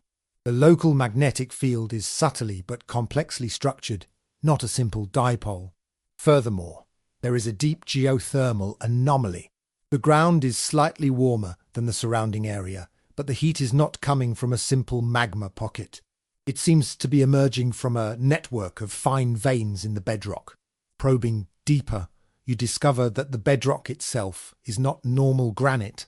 It is shot through with a crystalline material of unknown origin. IT is silicon-based, but its lattice structure is incredibly complex, far more so than any natural quartz crystal. It seems almost organized. You analyze the vibrations running through this crystalline matrix. For centuries, pilgrims have spoken of a low hum or chanting that can be felt more than heard at this site. Your instruments confirm it. There is a constant, low-frequency resonance, but it's not random noise. It's a complex signal, a symphony of interlocking frequencies that contains an immense amount of information. It is, for all intents and purposes, a broadcast. Now you turn your attention to the ancient temple on the surface. The stones are cut with baffling precision, and your analysis shows they are not just placed randomly. The entire structure is designed as a massive resonant chamber. The specific type of stone, its shape, and its orientation are all perfectly tuned to capture and amplify a specific set of frequencies from the deep earth broadcast. The temple is not just a place of worship, it is a receiver. It is a piece of technology designed to make the deep signal perceptible to the human nervous system. You begin to understand the rituals associated with the site. The chanting, the drumming, the specific postures of meditation. These were not arbitrary religious practices. They were operating instructions for the human-machine interface. The rhythmic sounds and body postures were designed to attune the human brain and nervous system to the subtle frequencies being amplified by the temple's structure. The visions and spiritual experiences reported by pilgrims were not hallucinations. They were the result of their brains successfully decoding a small fraction of the information contained in the planetary broadcast. This leads to a stunning reinterpretation of the local mythology. The stories of a mountain god who taught the people how to build and farm are no longer just myths. They are a compressed, narrative description of this process. The god was the deep signal. The teachings were the useful information about seasons, about geology, about mathematics that early shamans were able to extract from the signal and translate into a form their culture could use. The influence was real, but it wasn't a conversation. It was more like discovering how to tune a radio to pick up a powerful but alien radio station. Over time, as your civilization developed its own technologies and its senses became more dulled, you lost the ability to tune in. The rituals became hollow, their original purpose forgotten. The site was still considered sacred, but only out of tradition. You had forgotten that your ancestors were not just worshipping a god, they were interfacing with the planet. In this walkthrough, we haven't invoked any magic or defied any laws of physics. We have simply posited a form of geological organization, the crystalline matrix, and a signal, the resonant frequencies. From there, we can construct a plausible chain of causality that connects this deep phenomenon to the observable human-scale patterns, the sacred site, the anomalous structure, and the local myths. The deep civilization never directly reveals itself. It doesn't need to. Its very existence creates a physical phenomenon that a sufficiently sensitive surface species can learn to detect and utilize. It offers a way to reconcile the scientific dismissal of such sites as mere superstition with the profound and persistent human experience of them as places of real power and meaning. Now let's apply the same technique to our second evidence track, which dealt with planetary scale systems and feedbacks. We'll shift from the microscale of a single sacred site to the macroscale of global climate regulation. This requires a different kind of thinking, moving from concrete structures to abstract data flows and feedback loops. Imagine, again, that you are part of a future scientific endeavor, this time a planetary systems monitoring group. Your task is to analyze the deep historical record of Earth's climate, drawn from ice cores, sediment layers, and other geological archives with a level of detail we can only dream of today. You are investigating the faint young sun paradox we mentioned earlier. For the first 2 or 3 billion years of Earth's history, the sun was significantly dimmer, up to 30% less luminous than it is today. Standard climate models predict that under these conditions, the Earth should have been a frozen snowball. Yet, the geological record clearly shows the presence of liquid water and life during this time. The conventional explanation is that the early Earth had a much thicker atmosphere with more greenhouse gases, like methane and carbon dioxide, which compensated for the weaker sun. As the sun grew brighter over billions of years, geological and biological processes gradually drew down these greenhouse gases, keeping the planet's temperature in a stable, habitable range. It's a plausible but very delicate balancing act. It requires the drawdown rate to almost perfectly match the solar brightening rate over an immense timescale. It's like walking a tightrope for 3 billion years. In your analysis, you confirm this general trend, but with your superior data, you notice something strange. The drawdown of greenhouse gases wasn't perfectly smooth. It happened in discrete steps, often following major geological events or evolutionary innovations. And there's a pattern that defies simple explanation. The system seems to anticipate problems. For example, your models show that a forthcoming change in the Earth's orbit was set to trigger a deep ice age. But just before this happens, a few million years before, a blink of an eye in geological time, there is a massive, coordinated episode of undersea volcanism along a specific set of tectonic plate boundaries. This volcanic activity releases just enough carbon dioxide to slightly warm the atmosphere, effectively preempting the glaciation before it can take hold. The timing is too perfect to be a coincidence. It's as if the planet had a thermostat and it turned up the heat because it knew a cold spell was coming. This is where you apply the lens of our thought experiment. You hypothesize that the Earth's tectonic plates are not just drifting randomly. Their movement is being subtly modulated. You model a deep, subterranean system that can influence the viscosity of the mantle in specific locations. By slightly lubricating or breaking the mantle beneath a tectonic plate, it can speed up or slow down the rate of seafloor spreading and subduction. This gives it a powerful tool for managing the global carbon cycle. Seafloor spreading at mid-ocean ridges releases carbon dioxide.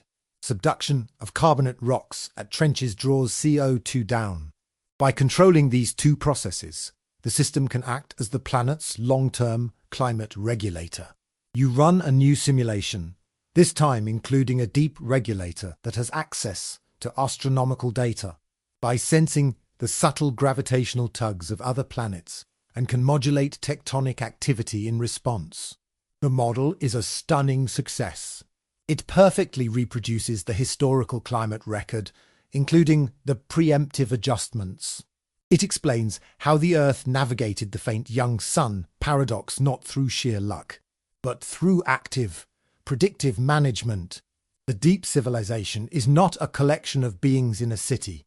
It is a distributed, geological control system. Its sensors are the rock strata that feel the gravitational pull of Jupiter. Its actuators are the flows of heat that change the mantle's viscosity. Its goal is not happiness or progress, but one simple, overarching directive: maintain planetary habitability. This case study shows how the concept can be quantified and modelled. It shifts the idea from a vague philosophical concept to a testable scientific hypothesis. The evidence for the deep civilization is not a photograph of a subterranean city, but a statistical anomaly in the paleoclimate data, a signal of foresight in a system that should be purely reactive. It is hidden in plain sight, in the very stability we have long taken for granted. Let's zoom out even further, to the scale of our entire planetary system and its relationship with its nearest celestial neighbour, the Moon. This brings us to our third evidence track, the delicate and crucial dance of the Earth-Moon system. The existence of our Moon, and its specific properties, is one of the most significant factors in Earth's long-term habitability. It is, by cosmic standards, unusually large in relation to its parent planet. The leading theory for its formation, the giant impact hypothesis, suggests that a Mars-sized object named Theia collided with the early Earth, and the debris from this cataclysmic event coalesced to form the Moon. This was a violent and chaotic birth, but the result of this chaos was a profound and lasting order. The Moon's most critical contribution is the stabilization of Earth's obliquity, which is the tilt of its rotational axis relative to its orbital plane. It is this tilt that gives us our seasons. Without the Moon's strong gravitational influence, the gravitational pulls from other planets, particularly Jupiter and Saturn, would cause Earth's axial tilt to wobble chaotically over millions of years. The tilt could swing from nearly 0 degrees, resulting in no seasons, to over 60 degrees, resulting in extreme and catastrophic seasonal variations, where the poles would receive more direct sunlight than the equator.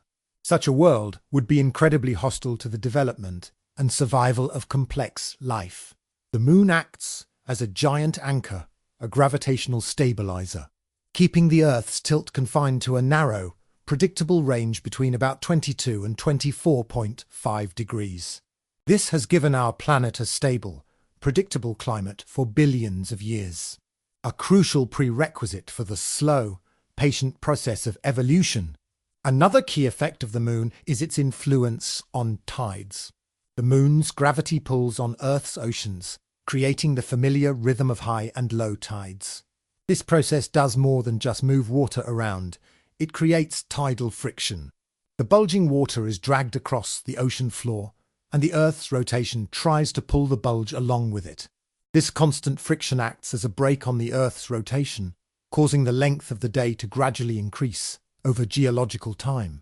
Early in Earth's history, a day may have been as short as 6 hours. The Moon's braking action has slowed us down to the familiar 24-hour cycle. This slowing also has climatic implications, affecting weather patterns and heat distribution. At the same time, due to the conservation of angular momentum, as the Earth slows down, the Moon is slowly drifting away from us, at a rate of about 3.8 centimeters per year. Now, the conventional view is that this entire system, the giant impact, the formation of an unusually large Moon, its perfect placement to stabilize our axis and drive tides is a series of incredibly fortunate coincidences. We won a cosmic lottery, and this may well be true. But in our thought experiment, we must ask, what if it wasn't a coincidence? Let's apply our alternative lens. Imagine that a planetary-scale intelligence was already beginning to emerge on the Proteus. It would have recognized, through its modelling of the solar system's gravitational dynamics, that its own long-term survival was precarious. It would have seen the future instability of its axial tilt. The collision with Theia, in this view, was not a random catastrophe. It was a managed event. Perhaps the deep system subtly altered the Protearth's orbit over millions of years to ensure the collision would happen at the precise angle and velocity needed to create a moon with the exact mass and orbit required for stabilization. This sounds like science fiction, and perhaps it is, but it reframes the moon's formation from a passive, accidental event into an active, strategic one. The deep civilization's first and greatest act of planetary engineering was the creation of its own stabilizer. This also provides an alternative perspective on the slowing of the Earth's rotation. A 6-hour day would create ferocious winds and extreme temperature swings between day and night. A 24-hour day is far more clement. The tidal friction created by the moon is the mechanism that delivered this more stable world. Could the current distance and recession rate of the moon be part of this ongoing tuning process? Is there an optimal day length for the planetary system, and are we currently approaching it? In this model, the Earth-Moon system is not two separate bodies that happen to interact. It is a single capable system, designed and maintained for the purpose of long-term habitability. The moon is not just a beautiful object in our night sky. It is a piece of planetary-scale technology, a balance wheel for the great clockwork of Earth's climate. We don't need to imagine mysterious aliens building the moon. We only need to imagine that the Earth's own nascent intelligence, born in the chaos of the early solar system, took the necessary, dramatic steps to ensure its own future. The evidence for this is not written in any rock, but in the stable, predictable, life-giving rhythm of the seasons themselves. The consequences of having a large, stabilizing moon are not just academic. They translate directly into the lived experience of every organism on the planet, including ourselves, over vast stretches of time.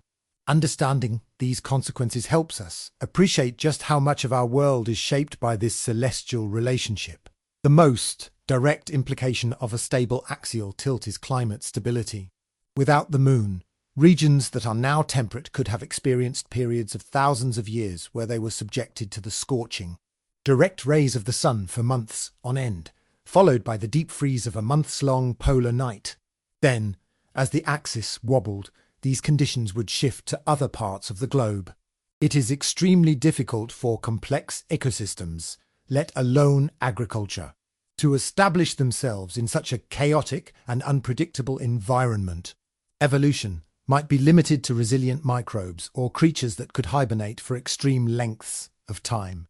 The stable seasons we take for granted. The predictable cycle of spring, summer, autumn, and winter are a direct gift from the moon. This predictability is the canvas upon which the entire tapestry of complex life has been painted. It allowed for the evolution of flowering plants that rely on seasonal cues, migratory animals that follow predictable temperature gradients, and, eventually, human beings who could develop agriculture by learning to plant and harvest in rhythm with this reliable celestial clock. Now let's consider the implications if this stability is not an accident, but a managed feature. It suggests that the deep system's primary strategy for cultivating life is the creation of a predictable, rhythmic environment. It is not about controlling every detail, but about establishing a stable, reliable stage upon which the drama of evolution can unfold. The system provides the beat, the steady rhythm, and life on the surface provides the dance, in all its chaotic and creative beauty. This also casts the process of evolution in a different light. In the standard view, evolution is driven by random mutation and natural selection in a passively changing environment. In our model, the environment is not entirely passive. It is being actively stabilized. This doesn't negate the principles of evolution, but it does change the context. It's the difference between trying to grow a garden in a place with random, unpredictable weather and growing one in a climate-controlled greenhouse. In the greenhouse, you can cultivate more complex and delicate varieties that would never survive in the wild. Perhaps the immense biodiversity and complexity of life on Earth, including the emergence of consciousness like our own, was only possible because we have been living inside a planetary-scale greenhouse, with the temperature and lighting managed by a silent, unseen system. This perspective can also inform our search for life on other planets. We currently focus on finding rocky planets in the habitable zone, the orbital distance where liquid water can exist. But our model suggests this is not enough. A planet could be in the perfect orbital position, but if it lacks a large, stabilizing moon or some other mechanism for controlling its axial tilt, it might be your habitable but unstable world. A place where life never gets beyond the microbial stage because the climate is too chaotic. The Earth-Moon system becomes an archetype, a template for what a truly stable, life-bearing world might require. Finally, this brings us back to ourselves. If we are the products of this incredibly stable, managed environment, what does that mean for us? It could mean that we are profoundly adapted to stability, and therefore profoundly vulnerable to instability. We have built our entire global civilization during the Holocene, an 11,000-year period of unusually stable climate. We have come to see this stability as normal, as the default state of the Earth. Our thought experiment suggests it is anything but normal. It is a precious and perhaps actively maintained condition. Our current activities, which are rapidly destabilizing this climate, are therefore not just a matter of environmental damage. They are an act of dismantling the very stabilization machinery that made our existence possible. From the perspective of a deep, ancient system dedicated to maintaining this stability, our behavior would be seen as a grave threat. It would be like a child in a spaceship starting to randomly flip switches on the life support console. The ship's automated systems would undoubtedly kick in to counteract the danger. This reframes the stakes of our current environmental crisis. We are not just harming nature. We may be pushing against a planetary-scale regulatory system that has maintained the peace for billions of years. The implications of that are both sobering and profound. Let's turn to our fourth evidence track, which involves thinking about the Earth itself as a kind of living archive, a system that records its own history. The primary way it does this is through the slow, patient accumulation of sediments. Over millions of years, dust, volcanic ash, river silt, and the remains of countless living creatures settle on the ocean floor, layer by layer, forming a physical record of the past. Scientists drill deep into these sediment cores and into the ice sheets at the poles, and read these layers like the pages of a history book. In them, they can see the chemical signatures of past atmospheres, the fossilized pollen that reveals ancient forests, and the isotopic ratios that tell of past temperatures. This is the Earth's memory. The question for our inquiry is this: are there any messages, any patterns, in this vast archive that seem to hint at more than just random geological and biological processes? Is there a signal hidden in the noise of history? One of the most intriguing patterns in the Earth's deep past is the periodicity of mass extinction events. The fossil record shows at least 5 catastrophic events in the last 500 million years, where a huge percentage of the planet's species were wiped out in a relatively short period of time. These are the Great Dyings. The most famous is the Cretaceous-Paleogene extinction 66 million years ago, which killed the dinosaurs and was almost certainly caused by a massive asteroid impact. But the causes of the others, particularly the Permian-Triassic extinction, the Great Dying, which wiped out over 90% of marine species, are much less certain. There is a recurring, though debated, pattern in these events. Some scientists have suggested that mass extinctions seem to occur in a cyclical pattern, roughly every 26 to 30 million years. This has led to speculative theories about cosmic drivers, such as the Sun's passage through the dense part of the galactic plane, or the existence of a distant, undiscovered companion star to our Sun, dubbed Nemesis, whose long, Elliptical orbit periodically sends a shower of comets toward the inner solar system. These are fascinating but unproven hypotheses. Let's apply our alternative lens. What if this cycle is not driven by an external threat, but by an internal, planetary process? What if these mass extinctions are not accidents, but are, in some sense, deliberate? This is a disturbing thought, but let's explore it with care. Imagine our deep, planetary system. Its goal is long-term stability and the propagation of complex life. However, the process of evolution is messy. Sometimes, a particular group of organisms becomes so successful, so dominant, that it begins to destabilize the entire system. It might consume resources too quickly or alter the atmospheric chemistry in a dangerous way. Think of the dinosaurs. For over 150 million years, they were the undisputed rulers of the planet. They were a magnificent evolutionary success. But perhaps, from the perspective of the planetary system, they had reached a dead end. Perhaps their dominance was preventing the emergence of other, more promising forms of life like small, intelligent mammals. The system, in this view, does not think in terms of good or evil, or feel affection for one species over another.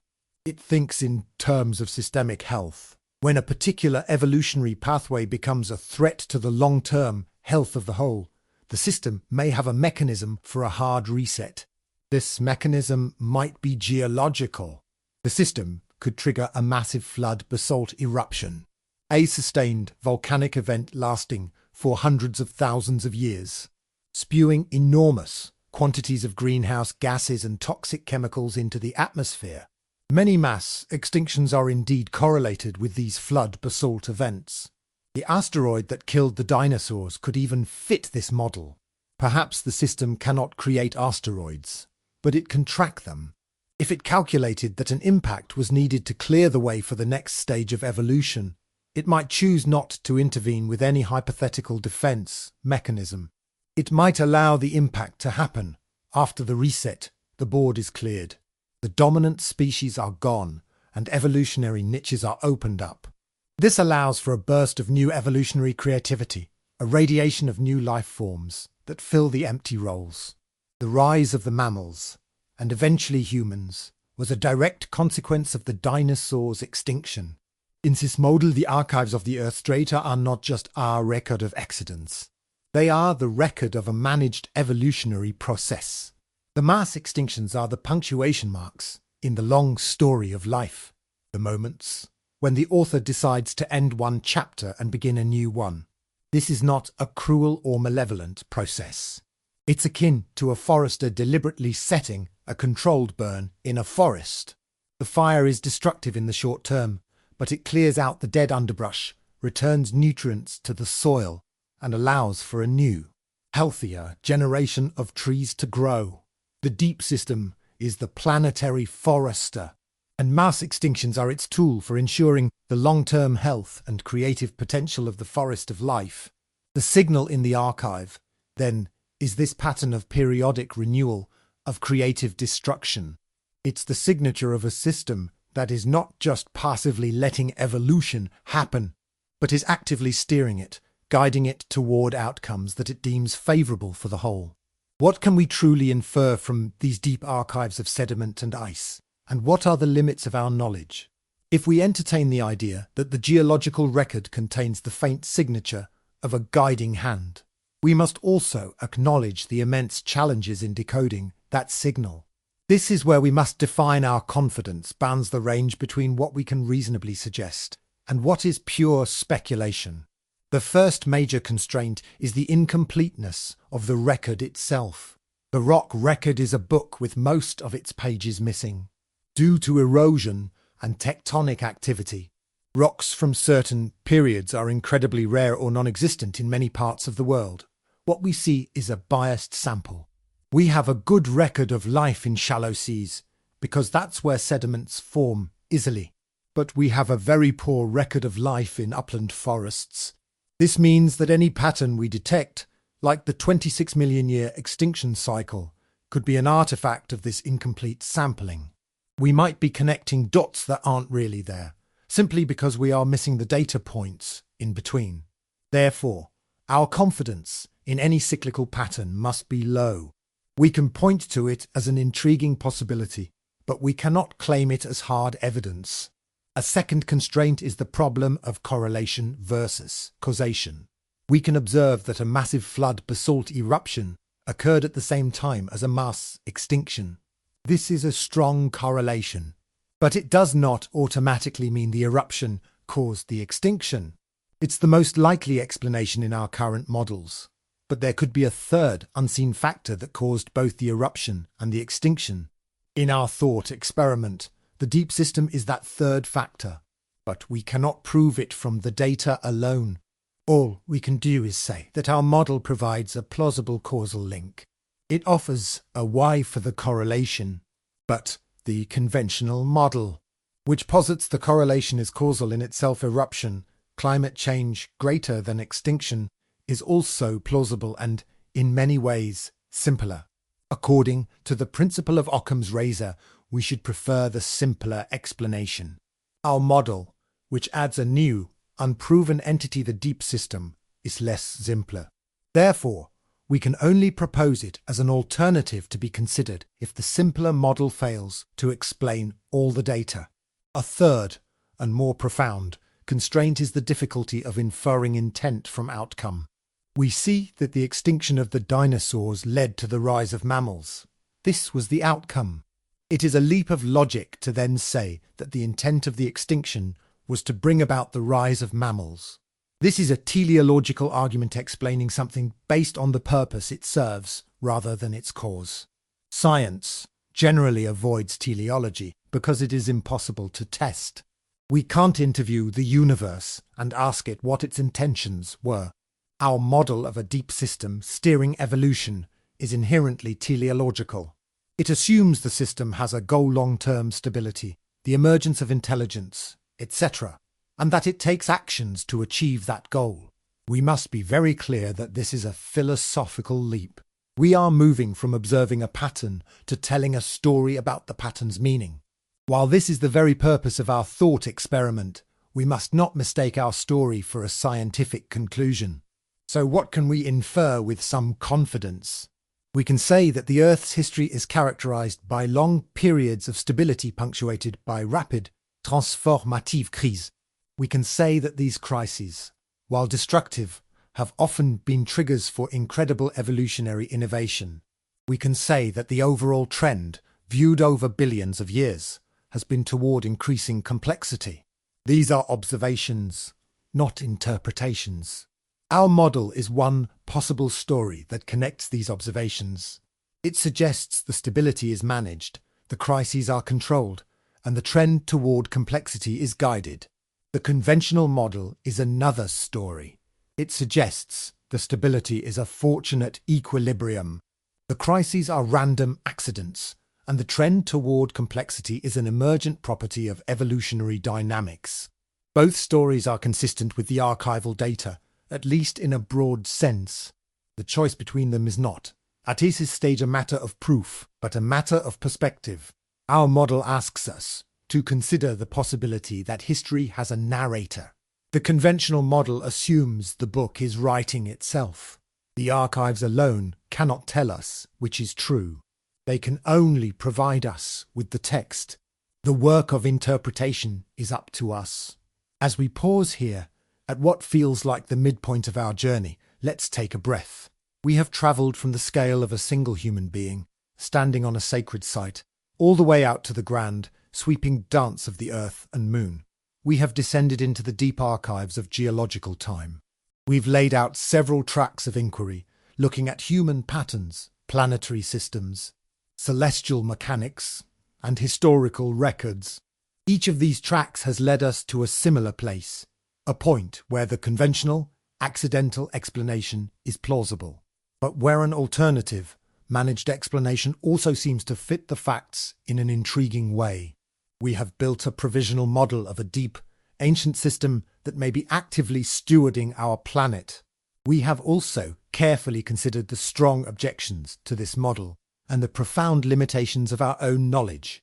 The path ahead will involve weaving these threads together more tightly. We will explore other potential evidence, tracks the conversation between life and the atmosphere, the nature of biology as a form of code, the deep history of continent sand. Then we will attempt a synthesis. We will try to build a more coherent picture of what this deep system might be, how it might operate, and what its existence would mean for us. The question will begin to shift from does it exist to if it exists, what is its nature? This requires a slight turn of the mind, a willingness to inhabit the thought experiment even more fully. We are moving from laying the foundation to building the structure. So let this be a moment of quiet reorientation. Feel the solid ground beneath you, the anchor of the present moment, and be ready to continue our descent, not into darkness, but into a deeper and more complex understanding of the world we call home. The journey continues. Let's now open our fifth evidence track, focusing on the intricate and often surprising conversations that happen between the living world and the non-living atmosphere. We often think of the atmosphere as a passive backdrop, a stage upon which weather and life unfold. But a deeper look reveals that it is an active participant, constantly being shaped and regulated by the biosphere in ways that are subtle, powerful, and essential for the planet's health. Consider the formation of clouds. Clouds are not just made of water vapor. For water vapor to condense into the droplets that form a cloud, it needs a seed, a tiny particle to condense upon. These are called cloud condensation nuclei. On Earth, the most effective condensation nuclei are not dust or sea salt, but microscopic biological particles. Algae and bacteria in the oceans release a chemical called dimethyl sulfide, or DMS. This gas drifts up into the atmosphere, where it oxidizes and forms tiny sulfate particles, which are exceptionally good at attracting water molecules. In essence, marine life exhales the seeds for clouds. This is a profound feedback loop. More sunlight leads to more algae growth, which leads to more DMS release, which leads to more clouds. The clouds then reflect sunlight back into space, cooling the ocean and regulating the algae's growth.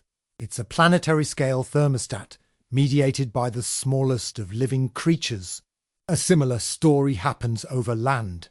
The great forests of the world, like the Amazon, are not just passive recipients of rain. They are active generators of it. Trees release a cocktail of volatile organic compounds into the air, which, like DMS from the oceans, act as seeds for cloud formation. They also release enormous quantities of water vapor through transpiration. A single large tree can release hundreds of gallons of water into the atmosphere on a hot day. The result is that a forest creates its own weather. The moisture transpired by trees in the coastal part of the Amazon creates rain that falls deeper in the basin, which allows more trees to grow, which then transpire and create more rain for the next section downwind. This process, sometimes called an aerial river, is what waters the deep interior of the continent.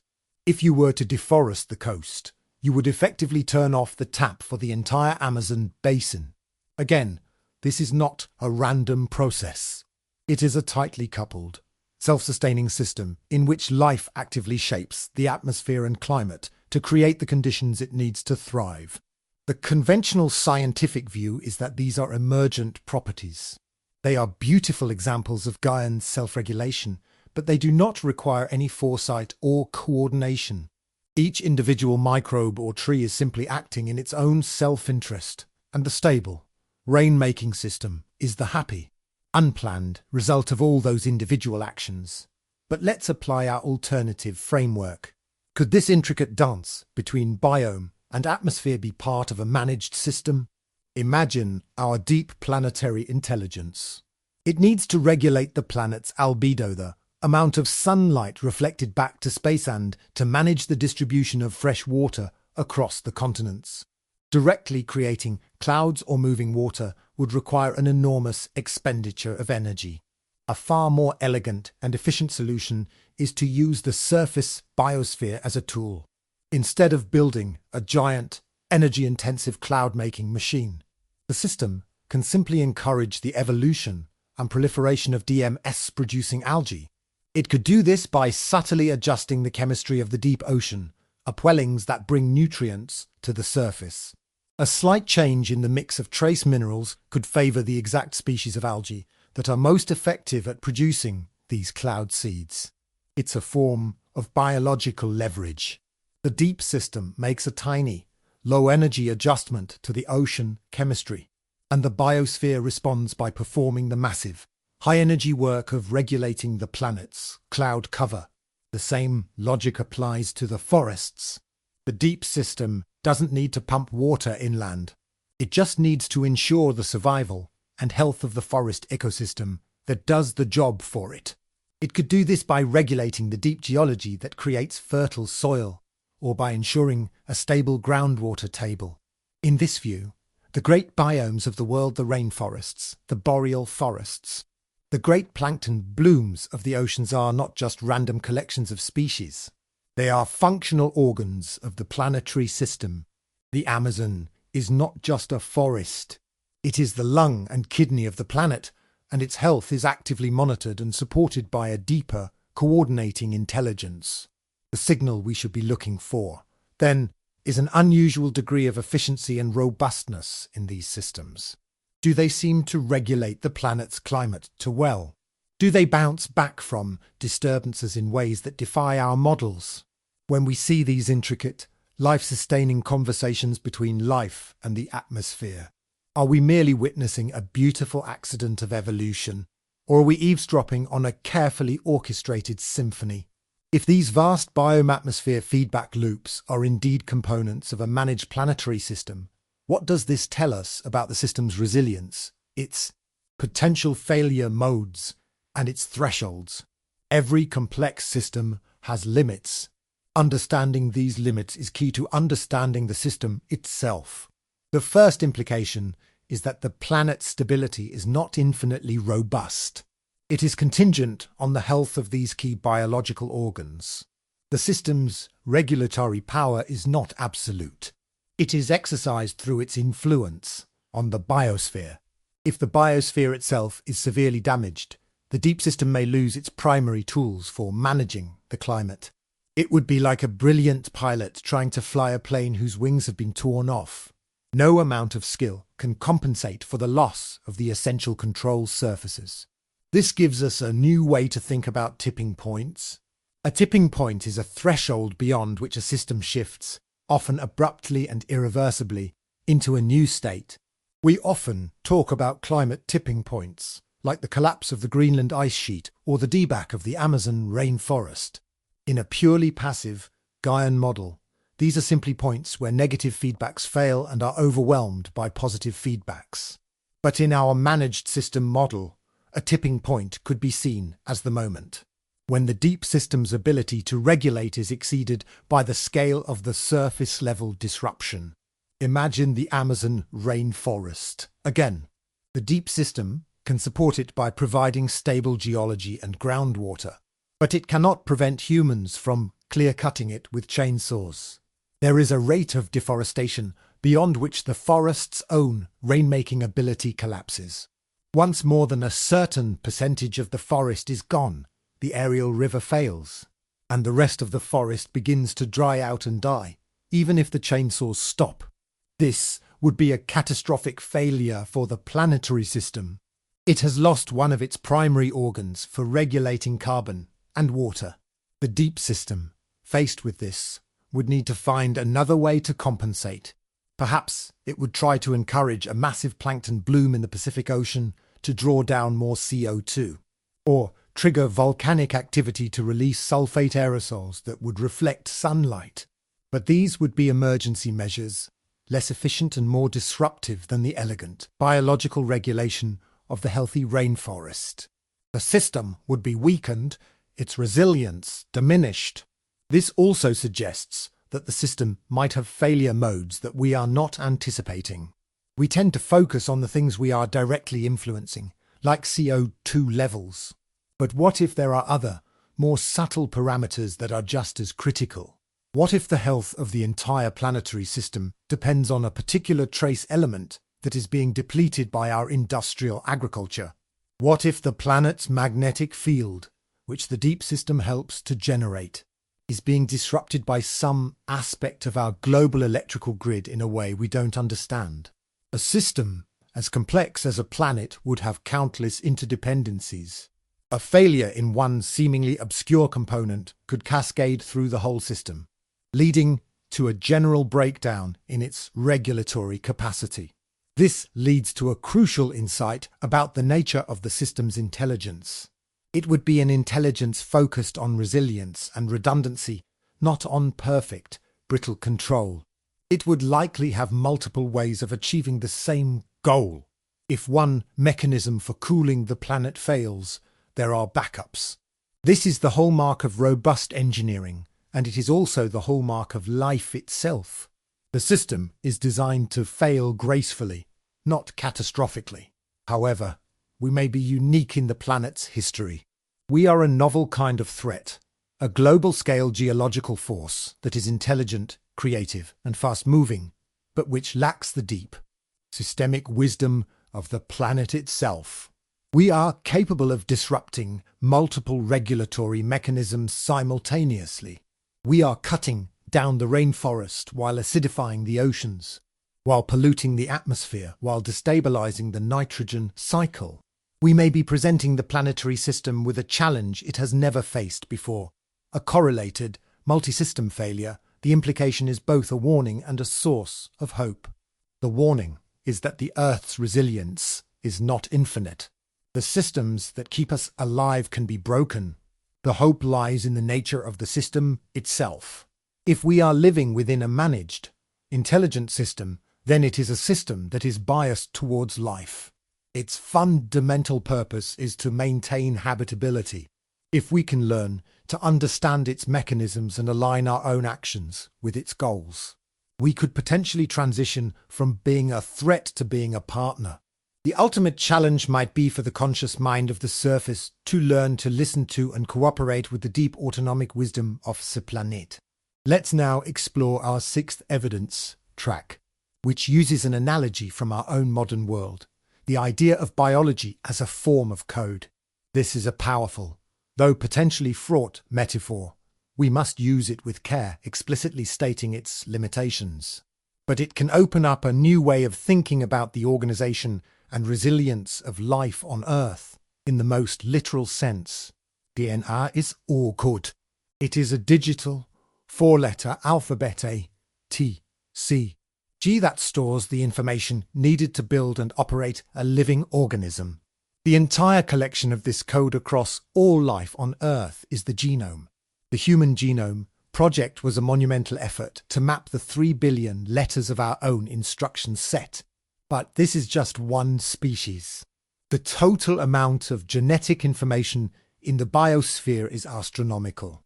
Now, let's extend the analogy.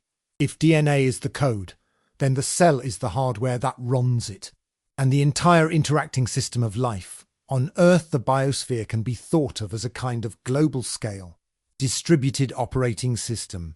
This is not just a poetic image. There are functional parallels. An operating system, like Windows or iOS, manages resources, memory, processing power, handles errors, and allows different applications to run simultaneously without crashing the whole system. The Earth's biosphere does something similar. It manages the flow of key resources like carbon, nitrogen, and phosphorus. It has mechanisms for error correction, like the evolution of organisms that can break down toxic waste products. And it allows a staggering diversity of applications. Millions of different species do run concurrently, all sharing the same planetary hardware. In this analogy, where did this incredibly complex and robust operating system come from? The standard evolutionary view is that it emerged from the bottom up. It's the result of 3.5 billion years of random mutation and natural selection. A process of trial and error that gradually built up complexity without any plan or foresight. This is the biological equivalent of suggesting that the Linux operating system could be created by having a million monkeys typing randomly at keyboards for a million years. While theoretically possible, it strains credulity for some. Let's explore the alternative using our thought experiment. What if the biosphere's operating system wasn't written by random chance alone? What if IT was in some sense designed? This does not mean a designer in the religious sense, an external creator who assembled life from scratch. It could mean our deep planetary system, as its first and most important act of self-regulation, laid the groundwork for the biological operating system and has been subtly patching and updating it ever since. How would this work? The system wouldn't need to write the code for every single species. That's not how good software development works. Instead, it would focus on creating the kernel, the core, fundamental parts of the operating system. This would include establishing the basic biochemistry of life, the use of DNA, RNA, and proteins, which is shared by all known life, the universal common ancestry. It would also involve creating certain key subroutines, powerful and versatile biological innovations that could then be used and adapted by all other life forms. A perfect example of this is photosynthesis, the process of converting sunlight into chemical energy. This is an incredibly complex piece of biochemical machinery. Once it was invented, it was so successful that it was incorporated through processes like endosymbiosis into countless different lineages of life. It's like a brilliant piece of code that, once written, gets copied into thousands of different applications. In our model, the deep system might have guided or accelerated the evolution of these key innovations. Perhaps it released specific catalysts from deep events that made the spontaneous formation of the first self-replicating molecules more likely. Perhaps it seeded the early oceans with the specific precursor chemicals needed for photosynthesis to evolve. It didn't write the whole application, but it provided the essential software library that made all the subsequent development possible. This model also provides a new way to think about the deep biosphere, the vast and mysterious world of microbial life that exists deep within the Earth's crust. We are discovering that this subterranean ecosystem may contain more biomass than all surface life combined. In the standard view, these are just hardy survivors, clinging to life in a hostile environment. In our operating system model, the deep biosphere could be the system administration layer. It could be the part of the system that monitors the planet's chemical state and performs core maintenance tasks. These microbes are not just survivors. They are the engineers, the janitors, and the memory banks of the planetary OS. They are constantly repairing damage, metabolizing waste, and maintaining the deep chemical gradients that the entire surface world depends on. We must be clear about the caveats here. The code analogy is just that, an analogy. Biological evolution is not the same as software development. IT is messier, more contingent, and doesn't have a conscious programmer. But the metaphor is useful because it shifts our focus from the individual species, the apps, to the underlying system that allows them all to function, the OS. It prompts us to ask, is the remarkable stability, resilience, and interoperability of the Earth's biosphere merely a product of blind chance? Or is it the signature of a deep and ancient architectural wisdom? What are the implications of viewing the biosphere as a robust, perhaps even engineered, operating system rather than a fragile collection of competing species? This shift in perspective leads to a different understanding of ecological health, resilience, and our place within the system. The first implication is a move away from a perfection model to a robustness model.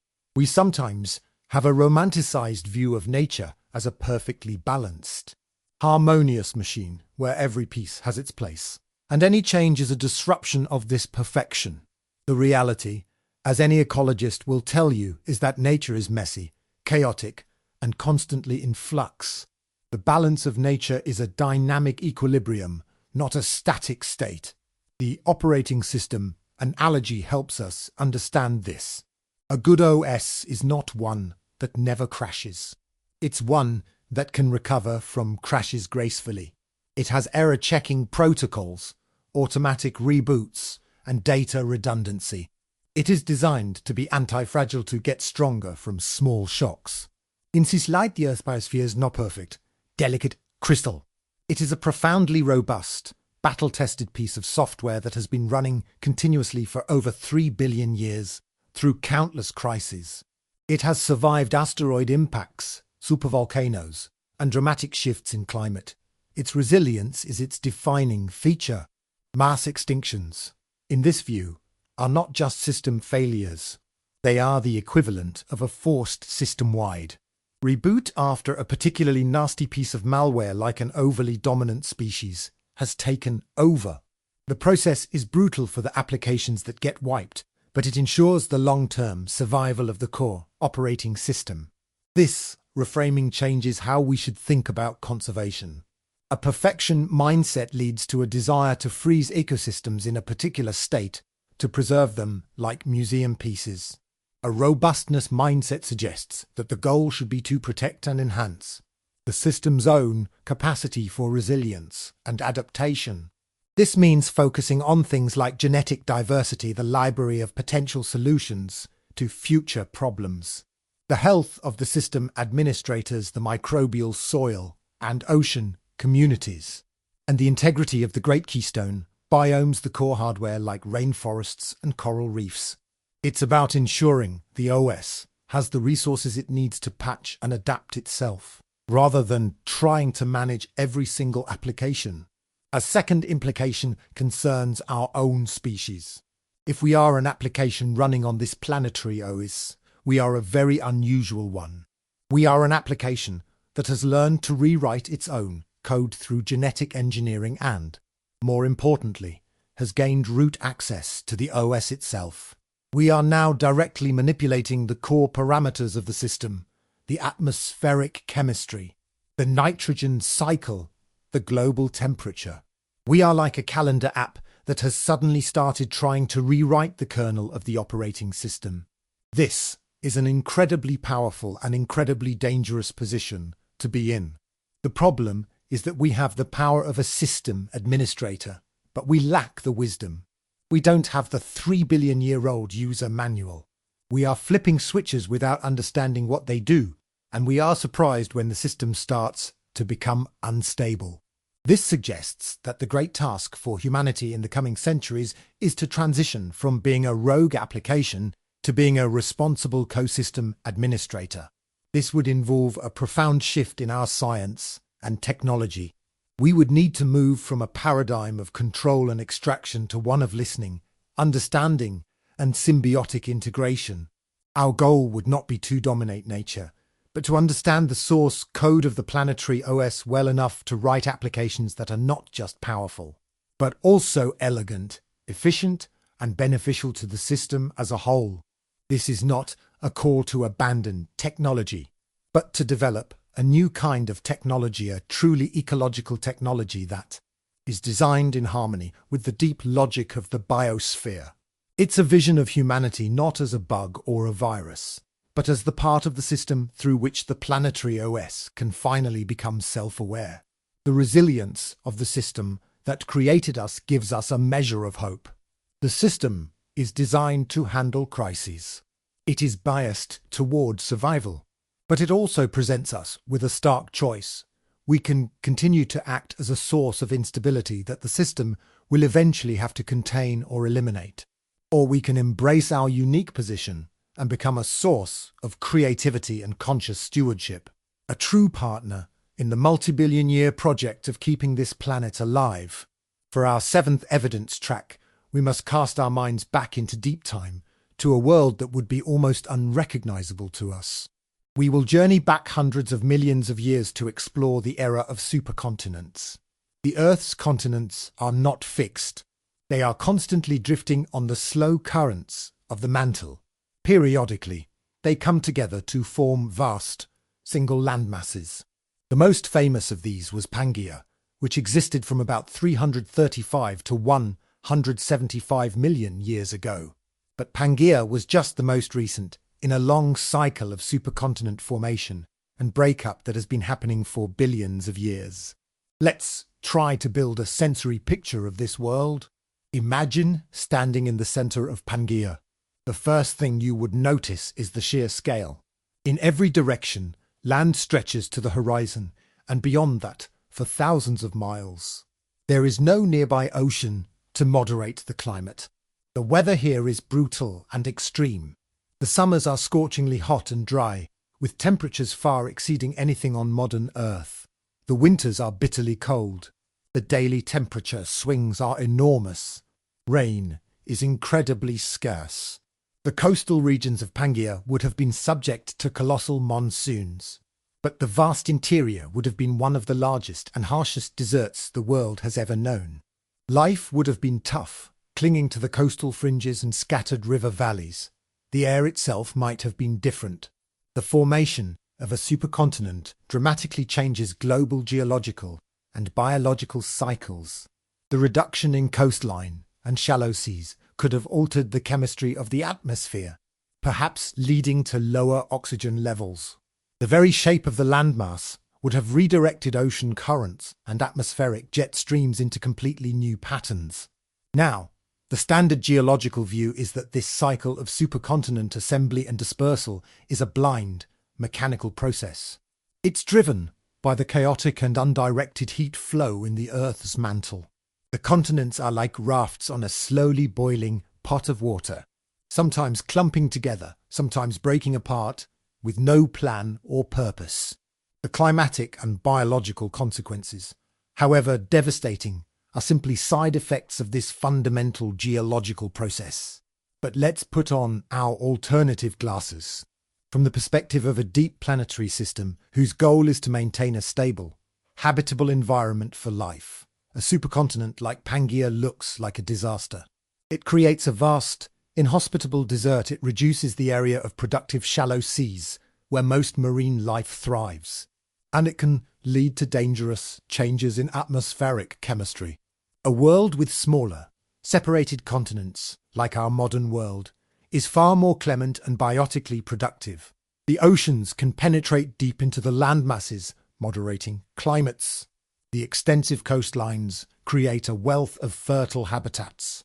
If you were a planetary steward, you would want a world of many continents, not one. So, what if the supercontinent cycle is not just a random process, but a problem that the deep system has to periodically solve?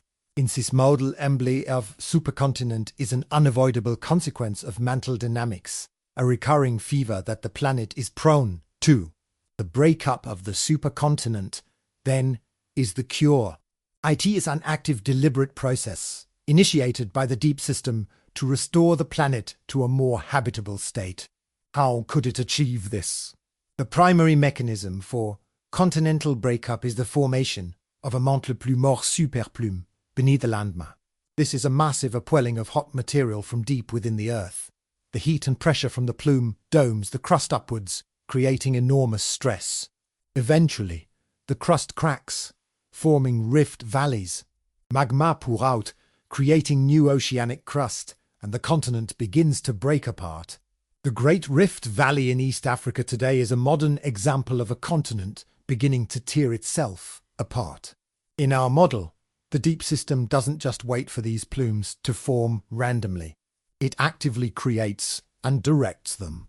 When its sensors indicate that a supercontinent has formed and is beginning to negatively impact the global biosphere, it initiates a process to generate a superplume directly beneath the thickest, most insulating part of the landmass. It focuses its internal heat, like a giant geological blowtorch, on the weak points of the continental crust. The breakup of Pangaea, in this view, was not an accident. It was a therapeutic intervention. The system deliberately broke apart the sterile supercontinent to create the Atlantic Ocean, to separate the continents, and to restore a more moderate, life-friendly global climate. The evidence for this would be subtle.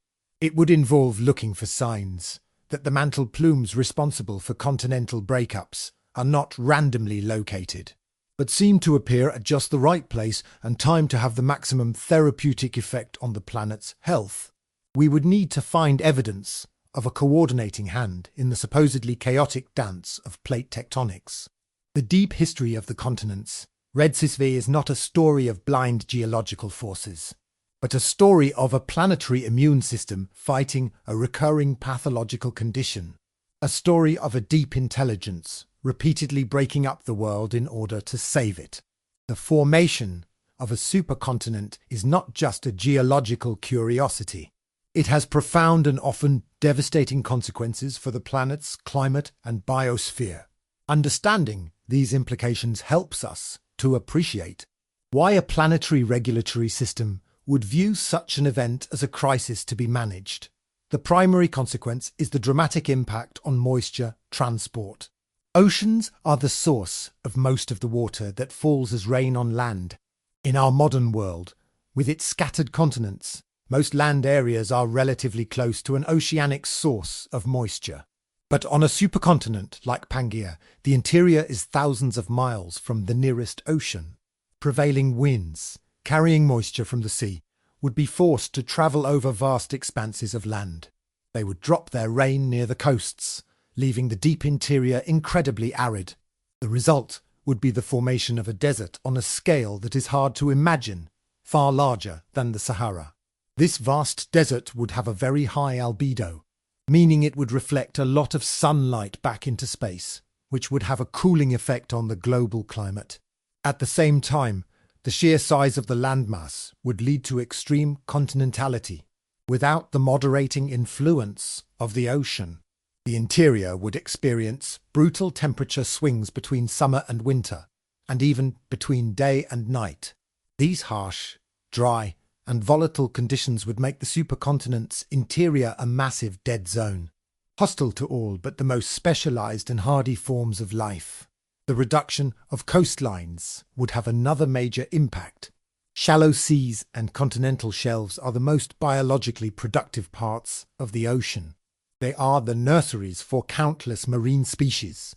The amalgamation of all continents into one would drastically reduce the total length of coastline and the total area of these productive shallow seas. This would likely trigger a major marine extinction event, as countless species lost their habitats. This, in turn, would impact global chemical cycles, as the marine biosphere plays a crucial role in regulating oxygen and carbon dioxide levels. The very process of mountain building that accompanies a continental collision would also have consequences. When continents collide, they crumple up to form enormous mountain ranges, like the Himalayas today. The weathering of these fresh, newly exposed rocks draws a huge amount of carbon dioxide out of the atmosphere. This process, called silicate weathering, is a powerful long-term thermostat for the planet. However, if it happens on a massive scale during the formation of a supercontinent, it could draw down so much CO2 that it triggers a global ice age. So, the formation of a supercontinent presents a planetary manager with a nightmare scenario: the simultaneous creation of a vast, sterile desert, the destruction of productive marine habitats, and the potential for a runaway ice age. It's a systemic shock that threatens the health of the entire biosphere. If our hypothetical deep system exists, its top priority during such a phase would be damage control and, eventually, reversal. The breakup of the supercontinent would be the ultimate solution. By rifting the landmass apart, it would create new coastlines, new shallow seas, and new oceans. It would allow moisture to penetrate back into the arid interiors. It would moderate the extreme climates. It is, quite literally, a world-breaking event that is also a world-saving event. This perspective gives us a new lens through which to view Earth's history. We can see the supercontinent cycle not just as a geological process, but as a grand, slow-motion drama of planetary pathology and recovery. The long, stable periods with scattered continents are the times of planetary health. The periods of supercontinent assembly are the times of sickness. The violent, fiery breakup of the supercontinent is the fever breaking, the crisis point that leads to healing and renewal. This framing implies that our current geological era, with its beautifully scattered continents and relatively stable climate, is not an accident. It is the product of the last great therapeutic intervention, the breakup of Pangaea. We are living in the healthy phase of the cycle, but the cycle continues. The continents are still moving. In another 250 million years or so, They are projected to collide again, forming the next supercontinent, Pangaea Ultima. If our model is correct, then the deep system is not idle. It is already, in its slow, geological way, making the preparations and calculations needed to manage this next great planetary crisis. At his point, it is crucial to pause and give voice to the skeptic. A good thought experiment is not one that ignores its critics, but one that engages with them honestly. Let's gather the strongest, most pointed criticisms of our entire hypothesis and lay them out clearly. We will also consider what kind of future discovery could potentially falsify or disprove our model. First, the criticism from complexity, often framed as Occam's razor, the hypothesis of a hidden, intelligent, planetary scale system is extraordinarily complex. It posits a new form of life, a new form of intelligence, and a new layer of causality in the Earth's systems that is not currently required by the data. The standard model, which explains the Earth's features through the known laws of physics, chemistry, and biology acting without coordination or foresight, is vastly simpler. It may have gaps and puzzles, but it does not require us to invent a completely new and unobserved entity. A skeptic would argue that until there is direct, unambiguous evidence for this hidden system, the simpler, more parsimonious explanation should always be preferred. We are adding a ghost to the machine, when the machine's operation can be explained perfectly well without it. Second, the criticism from the nature of the interventions. Our model suggests the system intervenes to maintain stability, but the Earth's history is anything but stable. It is a story of violent catastrophes, wild climate swings, and 5 devastating mass extinctions. If a competent planetary manager were in charge, why would it do such a poor job? Why allow the snowball Earth periods where the planet almost froze solid? Why allow the Great Dying, which came perilously close to sterilizing the entire planet? A skeptic would argue that the chaotic and violent nature of Earth's history is, in fact, the strongest evidence against the existence of a guiding hand. The world looks exactly like a system governed by a combination of chance and physical laws, not like a carefully tended garden. Our counter-argument of controlled burns or system reboots can be seen as a post hoc rationalization, an attempt to explain away inconvenient data that contradicts the core premise. Third, there is the powerful anthropic principle criticism. This argument states that we should not be surprised to find ourselves on a planet that is remarkably stable and well suited for life. Why? Because if the planet were not stable and well suited for life, we would not be here to observe it. There is a selection bias at play. We are observing the universe from a winning lottery ticket, so we shouldn't be surprised that our ticket has the winning numbers. There may be billions of dead, failed planets out there, but we can only exist on one that succeeded. Therefore, all the features we have identified as anomalously stable, the large moon, the plate tectonics, the stable climate require no special explanation. They are simply the necessary preconditions for our own existence. Attributing them to a hidden intelligence is a failure to recognize this fundamental selection effect. Now, what would falsify our hypothesis? Falsifiability is the cornerstone of a scientific idea. It must be possible to imagine an observation that would prove it wrong.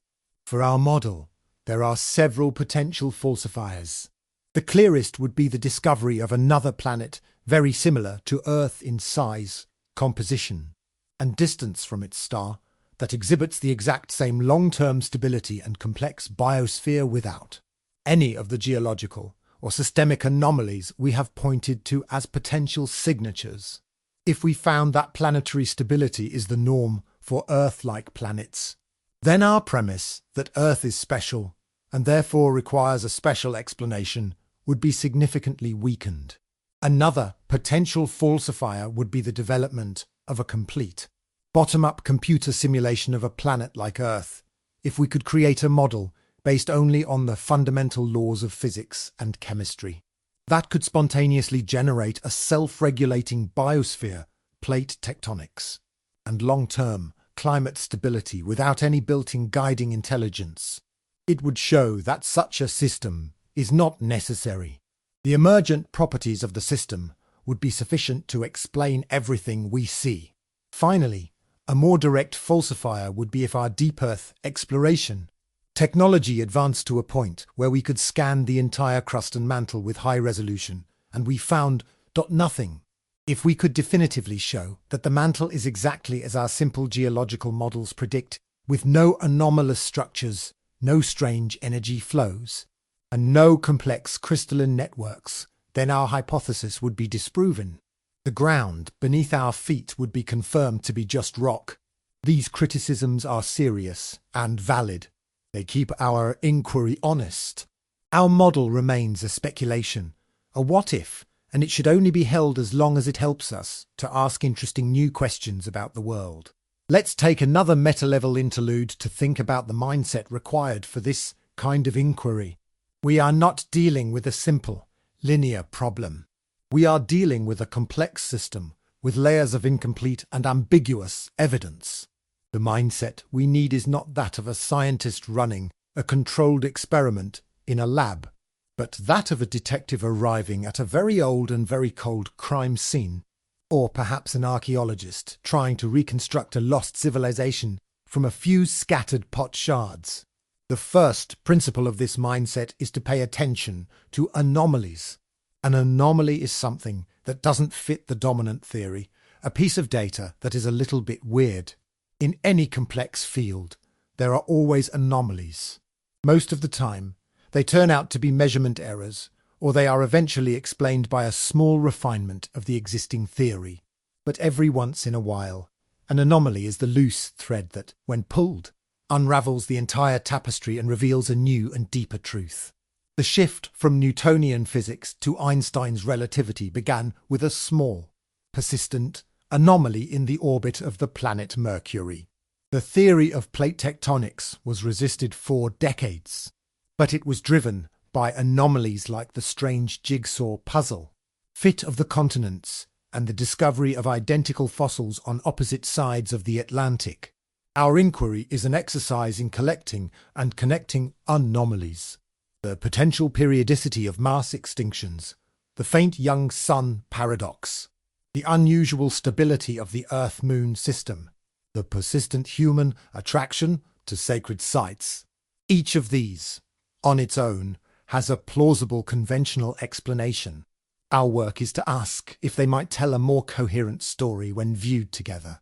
The second principle is to think about the processes of erasure. The detective at a cold case knows that most of the evidence has been destroyed by time. The archaeologist knows that only the most durable materials, like stone and pottery, survive. The rest, the wood, the fabric, the written scrolls has rotted away. We face the same problem. We are looking for the signature of a system that is potentially hundreds of millions or even billions of years old. The Earth is a geologically active planet. The constant churning of plate tectonics, the erosion of mountains, the subduction of crust, these processes are incredibly efficient at erasing the past. If a previous technological civilization existed on the surface 50 million years ago, it is very unlikely we would find any direct evidence of it today. Its cities and machines would have long since turned to dust and been buried under miles of sediment. This is called the Silurian hypothesis. Our inquiry takes this one step further. We are looking for a civilization that never lived on the surface. Its artifacts would be geological in nature, but even these can be erased or altered by time. A subtle anomaly in mantle chemistry could be overwritten by a new subduction event. A complex crystalline network could be shattered by a tectonic plate collision. This means that the signal we are looking for is likely to be weak, fragmented, and intermittent. We should not expect to find a clear, continuous message. We should expect to find only faint traces, the scattered shards of a story that has been mostly lost to the ravages of geological time. The third principle is to be aware of our own priors. A prior is a belief or assumption we bring to the investigation before we even look at the evidence.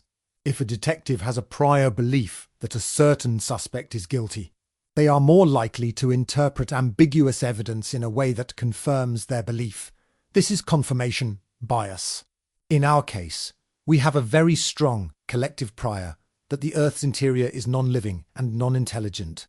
This is a reasonable starting assumption, but it can blind us to alternative interpretations. It causes us to automatically classify any unexplained geological phenomenon as natural or random. Our thought experiment is an exercise in deliberately setting aside this prior just for a moment and asking, what if the opposite were true?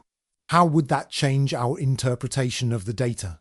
By adopting this detective's mindset by focusing on anomalies, considering the processes of erasure, and being aware of our own biases, we can conduct our inquiry with a spirit of open but critical curiosity. We are not trying to force the evidence to fit our theory. We are simply allowing ourselves to see if a new pattern emerges when we look at the old evidence with fresh eyes. After soaring through deep time and planetary scales, let's bring our awareness back, all the way back to the here and now. Return to the physical reality of your body. Feel the gentle rise and fall of your chest or abdomen with each breath. Notice the points of contact between your body and the surface beneath you. The subtle pressure, the texture, the temperature. These sensations are your anchor.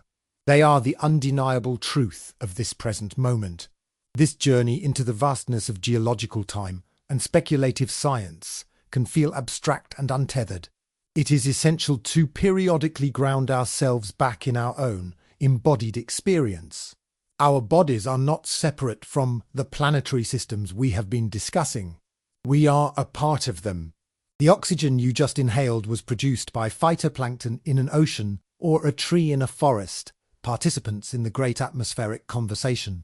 The carbon that forms your bones and tissues was forged in the heart of a star and has been cycling through the Earth's crust, oceans, and atmosphere for billions of years. The water in your cells has been part of clouds, rivers, and glaciers. You are not just living on the Earth. You are the Earth, in one of its many forms of expression. You are a walking, breathing, thinking piece of the planet. When we feel this connection in a tangible way, it changes our relationship with the world. The abstract idea of a planetary regulatory system becomes more personal. The health of the planet is not an external issue, it is our own health. The resilience of the biosphere is the resilience of our own extended body. This human-scale reset is not just a calming technique, it is a way of remembering our place in the system. It grants us a sense of belonging, but also a sense of agency. We are not powerless observers of these vast systems. We are active participants. Every breath we take, every choice we make, is a small input into the global system. This is not meant to be a burden of responsibility, but an invitation to mindful participation. We can choose to act in ways that align with the deep, life-sustaining logic of the planet, or in ways that work against it. The choice begins with awareness, with this simple act of returning to the body, to a breath to the present moment. From this grounded place, we can continue our exploration. We have examined the potential evidence, weighed the objections, and considered the mindset needed for the inquiry. Now, we are ready to move deeper into the mechanics of it all. How would such a system actually work? What would it use for fuel? How would it move energy and information? We will now turn to the fundamental physics of the planet, to the budgets of energy and matter that constrain any and all life, no matter how exotic. But first, take one more slow, deep breath. Feel your connection to this great, mysterious, and perhaps deeply intelligent sphere that is your home. Let's now embark on our eighth and final evidence track, moving into the fundamental currency of the universe. Energy. Any system, living or otherwise, is constrained by the laws of energy flow. It must have a source of usable energy, and it must deal with the waste products, primarily heat. Our inquiry into a deep civilization must confront this reality head-on. Where does the power come from? We have already touched upon geothermal energy, But let's explore the energy budget of the Earth in more detail. The Earth's internal heat comes from two main sources. The first is primordial heat, left over from the planet's violent formation about 4.5 billion years ago. The second, and more significant, source is the radioactive decay of elements like uranium, thorium, and potassium that are distributed throughout the mantle and crust. The total heat flow from the Earth's interior to the surface is enormous, in human terms about 47 terawatts. That's roughly 3 times humanity's total energy consumption. However, as the skeptics rightly point out, this energy is very diffuse. The temperature increase with depth, the geothermal gradient, is on average only about 25 degrees Celsius per kilometre in the crust. This is not a very efficient source to run a heat engine. But this is just the average. There are places where this energy is much more concentrated. Mid-ocean ridges are long volcanic chains where tectonic plates are pulling apart and magma is rising to fill the gap. These are linear hot zones that stretch for thousands of miles across the ocean floor. Mantle plumes, as we discussed, are another mechanism for concentrating heat flow. These are the planet's high-energy zones. A deep system would not be spread out uniformly. It would likely be concentrated in these areas where it can tap into the most powerful energy flows. It would be a civilization built along the great geological arteries of the planet. But how to convert this heat into useful work? A simple heat engine is one possibility, but a more subtle and perhaps more likely mechanism would involve harnessing phase transitions and chemical reactions. For instance, many minerals change their crystalline structure at specific temperatures and pressures. These phase transitions can absorb or release large amounts of energy. A system that could control these phase transitions could effectively store and release energy, much like a battery. It might also use thermoelectric effects, where a temperature difference across certain materials generates an electrical voltage. The entire network of mid-ocean ridges could function as a giant thermoelectric generator, using the temperature difference between the hot magma and the cold ocean water to create planetary-scale electrical currents. These telluric currents are known to exist and are usually attributed to interactions between the solar wind and the magnetosphere, but perhaps some of them have a deeper geological origin. Another major energy source is the kinetic energy of the planet itself. The Earth's rotation is a vast reservoir of energy. Tidal friction, as we know, is slowly tapping this energy, breaking the planet's spin. Could a deep system do something similar? Could it build structures that create a form of geological friction with the mantle's convection currents, extracting energy from their slow but immensely powerful movement? Then there is the Earth's dynamo, the churning liquid iron in the outer core that generates our magnetic field. This is a magnetohydrodynamic system of immense power. An intelligence that evolved within this environment would be a natural master of electromagnetism. It might be able to tap into the energy of the dynamo directly, or use the magnetic field itself as a medium for both power transmission and information transfer. The key insight here is that we must not be limited by our own technological imagination, which is based on fire and steam and electricity in wires. A geological intelligence would use geological technology. Its power plants wouldn't be buildings with smokestacks. They would be entire tectonic regions. Its power lines wouldn't be metal cables. They would be modulated telluric currents or focused seismic waves. When we consider these possibilities, the energy budget of the planet starts to look very different. The 47 terawatts of diffuse heat flow is the baseline. But the system's genius would lie in its ability to concentrate and convert this energy into more useful forms in specific locations. The constraints are still immense. The system's metabolism would have to be incredibly slow and efficient. But the idea that there simply isn't enough available energy for a deep civilization may be a failure of our imagination, not a failure of physics. The energy is there. The question is whether any system could evolve the sophistication to harness it. If a deep system can tap into the planet's fundamental energy flows. What are the implications and second-order trade-offs of this ability? Every form of energy generation has consequences, and understanding these can give us a clearer picture of the constraints under which such a system would operate. First, let's consider the implications of a system that actively manages the planet's internal heat flow. The mantle convection that drives plate tectonics is fundamentally a process of heat transfer. It carries heat from the core to the surface. If our deep system is manipulating this process to generate energy or to break up continents, it is also, by definition, altering the planet's thermostat. This creates a delicate balancing act. Tapping too much energy from a mantle plume might weaken it, potentially altering the course of a tectonic plate. Stimulating too much volcanic activity to generate power could release enough greenhouse gases to dangerously warm the surface climate. This means the system's actions would be highly constrained. Every action would have multiple consequences, and it would need to be able to calculate the net effect on the entire planetary system over millions of years. This implies an intelligence that is profoundly skilled at multivariable, long-term systems modeling. It would not be an intelligence of bold, sweeping actions, but of tiny, precise, and carefully considered nudges. Its primary virtue would not be power, but wisdom.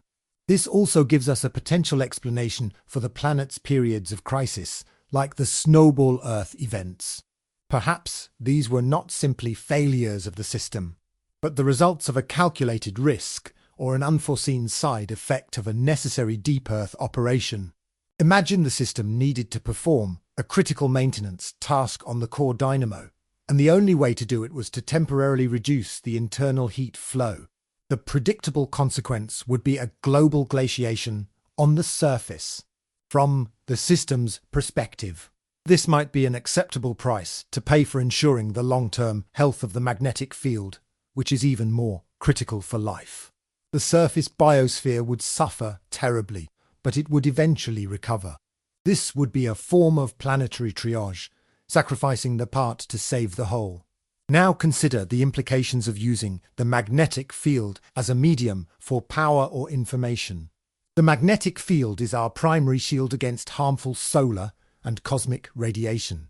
If the deep system were to modulate this field for its own purposes, it would have to be incredibly careful not to weaken the shield. Any communication or power transmission would need to be done in a way that doesn't compromise the field's integrity. This could explain why we don't detect obvious, artificial-looking signals in the magnetic field. A wise engineer doesn't introduce a lot of noise into their own system's power supply. The signal would be subtle, efficient, and integrated into the natural rhythms of the field itself. It would be designed to have the minimum possible impact on the field's primary function as a planetary shield. This leads us to a concept of an uncertainty budget. The system doesn't know everything. Its models of the future are probabilistic, not certain. When it takes an action, it is spending some of its uncertainty budget. It is making a bet that the intended positive consequences will outweigh the potential unintended negative ones. A young, reckless system might make big bets with high potential payoffs, but also high risks. An ancient, mature system, like the one we are postulating, would likely be incredibly conservative. It would have seen the results of countless interventions over billions of years. It would have learned, through epic trial and error, that the best action is often the smallest one, the one that gently nudges the system back towards a stable state without introducing new instabilities. This paints a picture of a civilization that is not defined by explosive growth or technological progress in our sense, but by quiet, patient, and deeply conservative stewardship. Its greatest achievements are not grand structures, but the disasters it has silently averted. Its intelligence is expressed not in what it does, but in what it refrains from doing. The very silence and subtlety that makes it so hard for us to detect might be the ultimate proof of its existence and its wisdom. How have we, as surface dwellers, tried to make sense of the Earth's deep, invisible processes throughout our history? Before the development of modern geology, our only tools were observation and storytelling. This brings us to a fascinating lens through which to view our topic, the lens of mythology and folklore. Let's revisit the ancient stories of underworlds, but this time let's look at them not as religious texts, but as a kind of pre-scientific mapping of geophysical patterns. Consider the figure of the blacksmith god, a common archetype in many mythologies. In Greek myth, it is Hephaestus, whose forge was said to be in the heart of the volcano Mount Etna. In Roman myth, he is Vulcan. In Hawaiian mythology, the volcano goddess Pele is a powerful and creative force. These stories connect volcanic activity, a direct manifestation of the Earth's internal heat and power, with the act of intelligent creation, of smithing and technology. The volcano is not just a random geological feature. It is the workshop of a powerful, intelligent being. Is it possible that these myths are a folk scientific attempt to explain a real phenomenon? Perhaps early humans, living near active volcanoes, observed patterns in their eruptions that seemed non-random. Perhaps they sensed the subtle tremors and magnetic fluctuations that precede an eruption and attributed them to the deliberate actions of a subterranean being. The myth of the blacksmith god is a perfectly logical narrative to explain the observation that the Earth, in these specific locations, is an active, hot, and transformative force. Now think about dragons or serpents, which are often depicted in myth as living within the Earth. In many cultures, from China to ancient Britain, dragons are associated with the ley lines or dragon lines of the land. These are hypothetical alignments of ancient sites, megaliths, and natural landscape features. While the scientific evidence for ley lines is weak, the idea itself is powerful. It suggests that our ancestors perceived a network of energy or power flowing through the landscape, and they personified this energy as a great serpent or dragon moving beneath the soil. What if they were sensing something real? We now know that the Earth's crust is crisscrossed with geological fault lines, and that telluric electrical currents do flow through the ground. A culture highly attuned to the subtle energies of their environment might well perceive these fault lines and current flows as a coherent network. The dragon is the mythological representation of a geophysical reality. The story maps a pattern that was felt but could not be measured. We can also look at myths of creation. In many cultures, the world is created from the body of a giant, primeval being. In Norse mythology, the world is made from the body of the giant Ymir. In Babylonian myth, it is from the goddess Tiamat. These stories, which seem fantastical to us, contain a profound systemic truth that the world is not an inanimate object but a single, integrated body. The rivers are its veins, the rocks are its bones, the soil is its flesh. This is a holistic, organic view of the planet, very different from our modern, mechanistic one. It's a view that is surprising close to Gaso model of a living, intelligent planet. These myths are not scientific papers. They are not direct evidence for a deep civilization, but they demonstrate that a worldview in which the Earth is alive, intelligent, and possessed of a deep, hidden agency is not a new or radical idea. It may, in fact, be the default human intuition, a perspective we have only recently lost with the rise of a more mechanistic science. We should be modest in our claims here. We are not saying that these myths prove our theory, but we can see them as valuable data points about the human experience of living on this planet. They are the record of our ancestors' attempts to map the same territory we are exploring tonight, but with a different set of tools. They saw agency, power, and intelligence in the Earth's processes, and they told stories to make sense of it. Our project is not so different. We are simply using a new language, the language of systems, theory, geology, and thermodynamics to tell a new story about the same deep and enduring mystery. As we draw these many threads together, the whispers from human history, the rhythms of planetary systems, the dance with the moon, the deep archives of rock, the breath of the atmosphere, the logic of biology, the slow drift of continents, and the fundamental flows of energy, we are approaching a pivotal moment in our journey. We have built a case, piece by piece, for the possibility of a hidden, planetary-scale intelligence. We have also faced the strong and sensible objections from the skeptic. We are holding to competing models in our minds, the accidental Earth and the managed Earth. The first is elegant in its simplicity, relying on chance and the known laws of physics. The second is compelling in its ability to connect disparate anomalies into a single, coherent narrative. But perhaps the path forward is not to choose one over the other. Perhaps the binary choice itself is the problem. We have been asking an either-or question. Does this deep civilization exist, or does it not? This frames the problem as a simple on or off switch. But complex systems are rarely so simple. The next stage of our inquiry requires us to move beyond this binary and to explore the possibility of a continuum, a spectrum of possibilities that lies between the two extremes.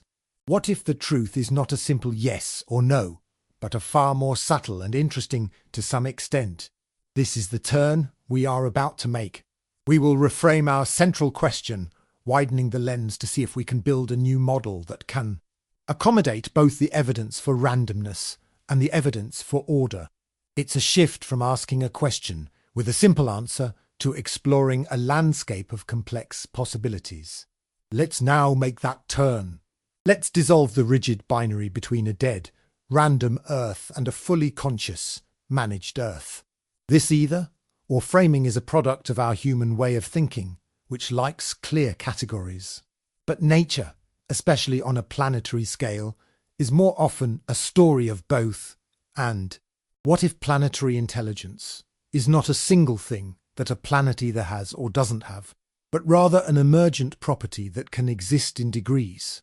We can reframe our inquiry by thinking about a spectrum of planetary organization. At one end of this spectrum, we have a level 0 planet. This is a simple, chaotic world governed purely by physics and chemistry.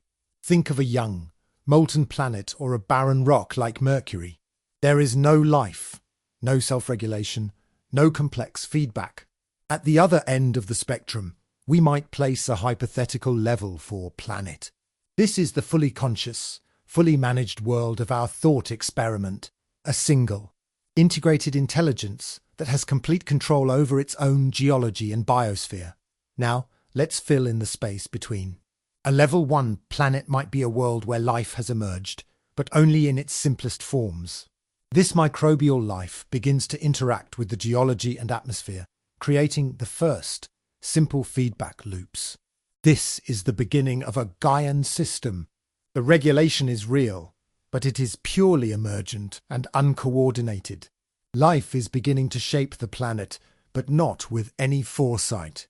A level 2 planet is a world like the one described by the mainstream Gaia hypothesis. The biosphere is now complex and robust. It has developed sophisticated, multi-layered feedback systems, like the cloud-seeding plankton and the rain-making forests we discussed. These systems maintain a high degree of planetary stability. However, there is still no central coordination or intelligence. The planet is like a very complex and successful ant colony. It is self-regulating, but it does not think or plan. Now, what would a level 3 planet look like? This is the crucial new category that our inquiry allows us to define. A level 3 planet might be one where some degree of centralized geological intelligence has emerged, but it does not have complete control. It is a co-pilot, not a sole pilot. The biosphere is still a wild, chaotic, and creative force, running on its own evolutionary logic. But there is also a deeper, slower system, our hypothetical deep intelligence that acts as a gentle guiding hand. It doesn't control evolution, but it might nudge it in certain directions. It doesn't command the climate, but it intervenes to prevent the most catastrophic runaway effects. It doesn't manage every detail, but it acts as a steward of the planet's core life support systems. This level 3 model is a hybrid. It has room for both the random, emergent beauty of the Gaian biosphere and the quiet, purposeful stewardship of a deep geological intelligence. It acknowledges that the Earth's history is full of chaos and accidents. Because the deep systems, control is limited and its interventions are rare and subtle. It acknowledges the evidence for stability and regulation, because the deep system is real and effective at its core task.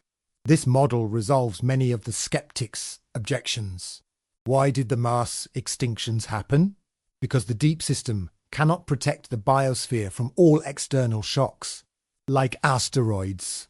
And because sometimes a reboot is the only way to solve a deep systemic problem that has emerged from the chaos of evolution. Why is the world so messy? Because the deep system is a gardener, not a tyrant. It prunes and guides, but it also allows the garden to grow in its own wild and unpredictable way. This reframing also changes the implications for humanity. In a level 4 world, we would be like children in a perfectly managed household, and our misbehavior would be quickly and efficiently corrected. In a level 3 world, the situation is more complex and more interesting. We are a part of the wild, chaotic, surface biosphere. Our emergence and our technological explosion are a product of this evolutionary creativity. However, we have now become so powerful that our actions are beginning to damage not just the biosphere, but the deep regulatory systems themselves. We are no longer just a problem for the garden. We are becoming a problem for the gardener. The challenge for humanity in this model is to mature. It is to become the first species to graduate from being a simple product of the chaotic biosphere to being a conscious and willing partner with the deep, stabilizing intelligence of the planet. It means learning to listen for the gardener's instructions, which are not written in any book, but in the very feedback loops of the planetary system itself. This continuum model, with its concept of a level 3 planet, is more nuanced and perhaps more plausible than the simple binary we started with. It doesn't force us to choose between chance and purpose. It allows us to see the Earth as a complex, multi-layered system where chance and purpose, chaos and order, can coexist and interact in a creative and ongoing dance. This is new, more nuanced model of a level 3 planet. Let's attempt our first synthesis. Let's try to weave together the various evidence tracks we've explored into a single, coherent story. This will not be the final word, but a minimal, plausible narrative that our journey has allowed us to construct. In the beginning, some 4 billion years ago, the Earth was a level 1 planet. Life had emerged, likely in the chemical-rich environment of deep-sea hydrothermal vents. This early microbial life began to slowly and unconsciously shape its environment, producing oxygen as a waste product and fundamentally altering the chemistry of the oceans and atmosphere. This was the dawn of the planetary operating system. Over the next 2 to 3 billion years, the planet evolved into a mature level to system. The biosphere became more complex, developing the great, self-regulating feedback loops, the Gaian machinery that we still rely on today. This was the age of the great, uncoordinated dance of life and geology. The system was resilient, but it was also vulnerable to large external shocks and its own internal instabilities. It was during this long period that the problem of planetary intelligence was being solved in the deep Earth, perhaps in the unique high-pressure, high-temperature environment of the core mantle boundary. A new form of life emerged, a slow, silicon-based, crystalline intelligence. It was not in competition with the carbon-based life on the surface. It was a completely different operating system, running on completely different hardware. Its primary energy source was geothermal and electromagnetic. Its body was a distributed network integrated into the planet's geology. Its consciousness was the slow processing of seismic and magnetic information. Its goal, driven by the simple imperative of survival, was the long-term stability of the entire planetary system. This emerging deep intelligence, our nascent level 3 system, began to learn to influence its environment. Its first and most important project was the stabilization of the Earth-Moon system. As we speculated, it may have subtly influenced celestial mechanics to ensure the formation of a large, stabilizing moon Its first great act of planetary engineering, it then began to interact with the Gaian system on the surface. It did not seek to control it. The surface biosphere was already a masterful self-regulator. The deep system took on the role of a steward, a provider of last resort stability. It learned how to modulate plate tectonics to break up supercontinents when they threatened to sterilize the planet. It learned how to trigger flood basalt eruptions to initiate system reboots when the evolutionary process had reached a dangerous dead end. It learned how to subtly influence ocean chemistry to support the microbial life that managed the atmosphere. These interventions were rare, powerful, and aimed only at preserving the core functions of the system. For hundreds of millions of years, this hybrid system worked. The wild creativity of the surface biosphere was protected and guided by the deep, slow wisdom of the geological intelligence. Then, a new and strange phenomenon emerged from the surface chaos. Us, a species of primate, developed a novel kind of consciousness, a fast, individual, tool-making intelligence. From the perspective of the deep system, this was a fascinating but potentially dangerous development. This new intelligence was powerful, but it lacked systemic awareness. It was a rogue application with administrator privileges. The deep system's response was not to crush this new species, but to attempt to guide it. This is where our human-scale anomalies come in. The system may have created nodes on the surface our sacred sites where its deep, resonant signal was more accessible. It broadcasted information about stability and harmony in a language of pure vibration. Some early humans learned to listen. They built resonant structures and developed shamanic practices to interface with this signal.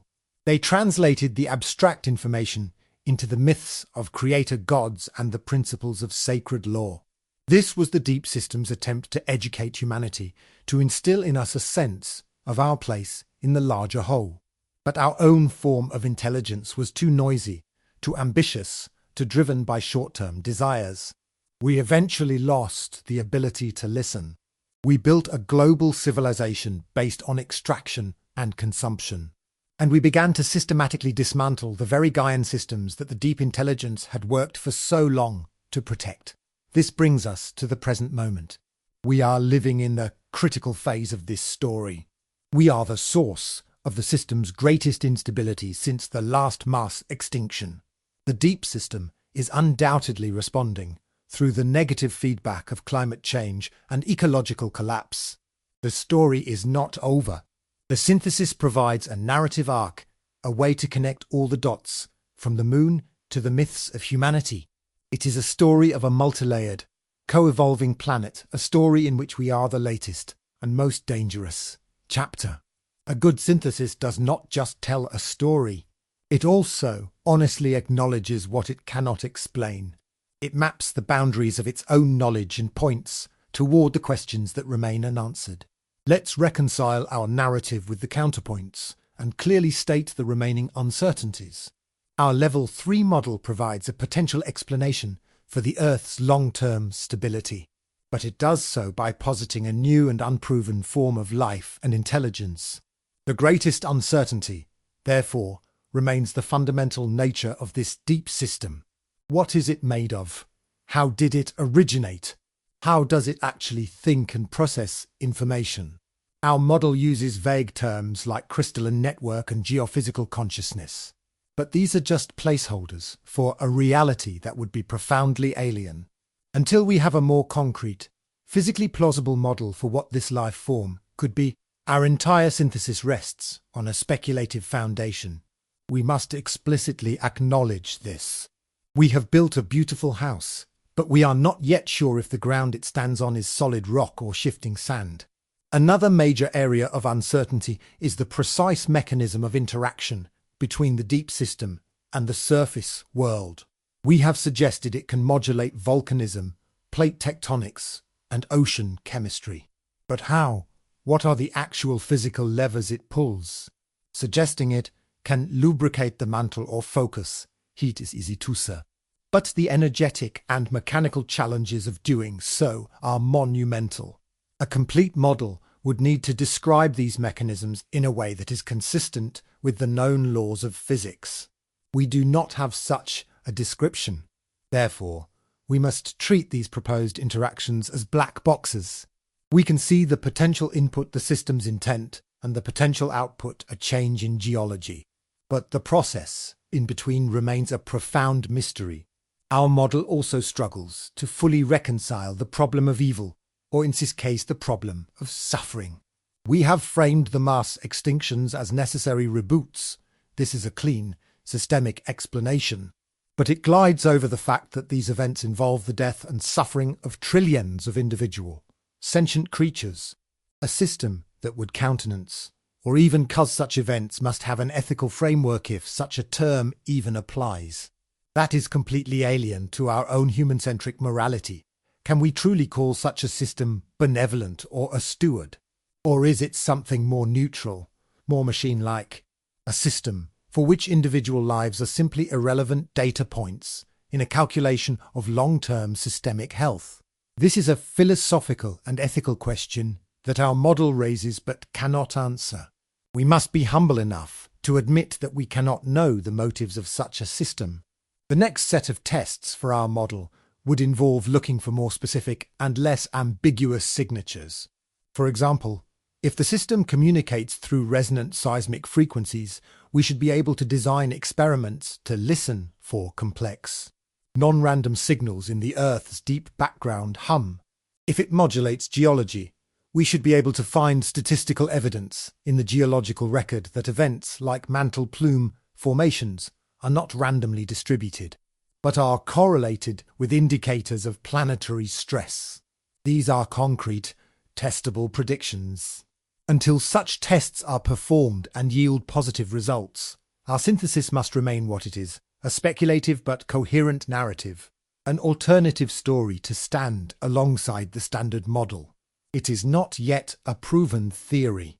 Its value lies in its ability to inspire new questions and to challenge our most basic assumptions about the planet we live on. It reminds us that the biggest unknowns may not be in the distant stars, but right here, beneath our feet. Let's walk through one final case study, applying our synthesized Level 3 model to a real-world, contemporary issue, the phenomenon of climate change. This will bring our abstract model into the concrete reality of our current lives.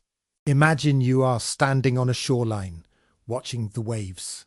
The rhythm of the tide, the temperature of the water, the health of the marine life, these are all parts of a complex system. In our synthesized model, this is how the planet is experiencing your civilization. It feels the changes you are causing. Let's follow the chain of causality, step by step. Step 1. The anomaly. For hundreds of millions of years, the Deep System has been co-managing the global carbon cycle with the Gaian biosphere. It has a very precise, very long-term model of how this cycle should behave. Sometime around the 19th century, its deep sensors begin to detect a new and rapidly growing anomaly. Carbon that had been safely sequestered underground for hundreds of millions of years in the form of coal, oil, and gas is being extracted and burned, releasing vast quantities of CO2 into the atmosphere at a rate unprecedented in the geological record. Step 2. The initial diagnosis. The Deep System analyzes this new flux. It is not volcanic. It is not biological in the usual sense. It is coming from the activities of a single, technologically advanced surface species. The system's models predict that if this continues, the planet's surface temperature will rise, the oceans will acidify, and key biomes will collapse. This represents a serious threat to the stability of the entire planetary operating system. It is a crisis that requires intervention. Step 3. The Phase 1 response biospheric. The Deep System's first response is always to work with the existing Gaian mechanisms. It does not immediately resort to dramatic geological action.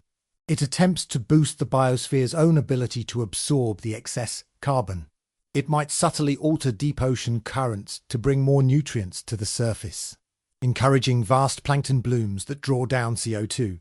It might promote the growth of forests, the planet's other great carbon sink. For a while, This works. The oceans and forests absorb more than half of the CO2 that humanity emits. From our perspective on the surface, this is invisible.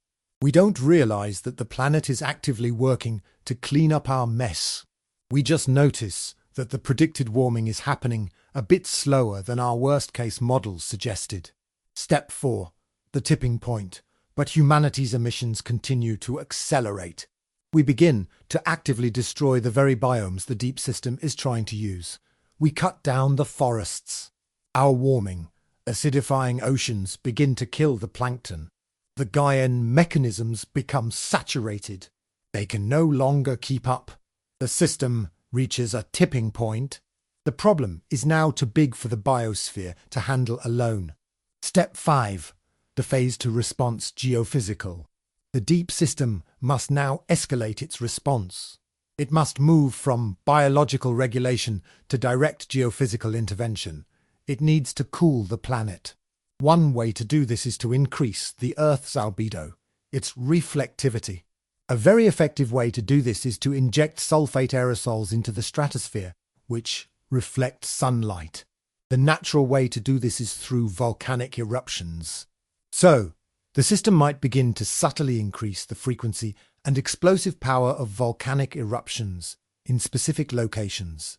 From our perspective, we see a decade with an unusual number of large volcanic events. We see the resulting temporary cooling of the climate and attribute it to random geological chance. We do not see the guiding hand. Step 6. The unfolding future. This is where we are now, living in the midst of this unfolding response. The deep system's actions are not designed to punish us. They are designed to restore planetary equilibrium. The increased droughts, floods, and storms we are experiencing can be seen in this model as the turbulent side effects of a planet undergoing a powerful course of treatment. The system is trying to save itself, and we are caught in the middle. The question for us is how we respond.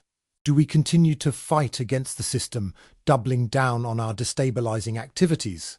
Or do we finally begin to listen?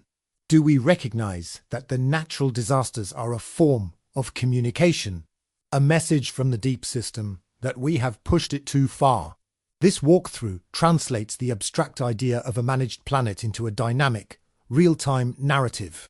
It gives us a new way to interpret the news, to see the connections between our actions and the planet's powerful, slow, and deliberate response. It suggests that climate change is not just a problem we have created, but a conversation we are having with a deep and ancient intelligence we are only just beginning to recognize. If this model of a living, responsive planet holds any truth, it should not just be an abstract intellectual exercise. It should translate into the way we live, the way we pay attention, and the way we act. This is not about prescribing a list of 10 things to do to save the planet. The system we are describing is far too complex for simple solutions. Instead, it's about cultivating a different kind of awareness, a set of small, testable practices for attention and agency. The first practice is to think like a system. When you encounter a problem, whether it's in your garden, your community, or in the news, try to look beyond the immediate cause and effect. Ask, what are the feedback loops here? What are the unseen connections? What are the long-term consequences of this action? For example, when you use a chemical pesticide in your garden, you are not just killing a pest. You are also potentially harming the soil microbes, the pollinators, and the birds that eat the insects. You are disrupting a complex local system. A systems-aware approach might involve looking for a way to strengthen the garden's own resilience, perhaps by encouraging beneficial insects or improving the soil health, so that the system can regulate itself without the need for a harsh intervention. This practice of seeing the world as a web of relationships, rather than a collection of separate objects, is the first step toward aligning ourselves with the planet's own logic. The second practice is to listen to the feedback. The planet is constantly communicating with us through data. The rising global temperature, the concentration of CO2 in the atmosphere, the rate of species extinction. This is not just bad news. IT is feedback. It is the system telling us that its equilibrium is being disrupted. Our task is to take this feedback seriously, not to ignore it or explain it away. On a personal level, this means paying attention to the local feedback from your own environment. Notice the changes in the seasons, the presence or absence of birds and insects, the health of the local trees and rivers. These are the readouts from your little corner of the planetary system. They are the most direct and personal communication you will receive. The third practice is to act from the local. The scale of global problems can feel overwhelming and paralyzing. Our model suggests that the deep system itself operates through a form of local action, a subtle change in ocean chemistry here, a slight increase in heat flow there. We can learn from this. Instead of being overwhelmed by the global picture, focus on your own sphere of influence, your own local biome. What can you do to increase the resilience and health of the ecosystem right where you are? This could be regenerating the soil in your backyard, planting native trees, cleaning up a local stream, or supporting local, sustainable agriculture. These small, local actions, when taken by millions of people, add up to a powerful global effect. They are the human equivalent of the microbes in the ocean, each doing its small part to maintain the health of the whole. This is not about moralizing or feeling guilty. It is about agency. It is a shift from feeling like a helpless victim of circumstance to being an active, conscious participant in the planetary system. Our thought experiment suggests we are part of something vast, ancient, and intelligent. These practices are simply ways of learning to live up to our role in that relationship. They are small experiments in becoming the kind of human that the deep, wise, and patient intelligence of the Earth might be glad to have as a partner. Where does this journey lead us? What are the plausible future directions for our planet and our species, viewed through the lens of our Level 3 model? Let's explore a few scenarios, labeling them with our level of confidence. Scenario 1. The Great Correction High Confidence. This is the business as usual scenario. Humanity fails to significantly change its behavior. We continue to push the planetary system further and further out of its stable Holocene state. The deep system's response will inevitably escalate. The feedback will become more severe. We will see more extreme weather, more rapid ecological collapse, and greater disruption to our agriculture and supply chains. This not IT is physics. It is the system's determined, non-negotiable effort to restore equilibrium. In this scenario, human civilization will be significantly diminished. Our population will likely decline, and our technological capabilities will be reduced. The Great Correction will be a painful and difficult period. However, it is unlikely to lead to human extinction. The deep system, being biased towards life, is not trying to wipe us out, but to reduce our impact to a sustainable level. Humanity will survive, but in a humbler and more constrained form, forced by the planet's response to live within its means. We can have high confidence in this scenario because it requires no change in our current trajectory. Scenario 2. Conscious Partnership Low Confidence. This is the optimistic scenario. Humanity undergoes a profound shift in consciousness. We awaken to our role as members of a living planetary system. We use our science and technology not for extraction, but for integration and regeneration. We develop clean energy sources, create a circular economy with no waste, and actively work to restore the health of the great biomes. We learn to listen to the planet, using our global network of sensors to understand its feedback in real time and to modulate our own behavior accordingly. We become, as we've discussed, conscious co-stewards of the Earth. In this scenario, the deep system would sense this shift. Its negative feedback would relax. The planetary systems would begin to stabilize. Humanity would not just survive, but would enter a new era of creative and symbiotic partnership with the planet. This would be our maturation as a species. We have low confidence in this scenario because it requires a rapid and unprecedented transformation of our global culture, politics, and economics. IT is possible, but it is a narrow path. Scenario 3, the technological lock in medium verdun.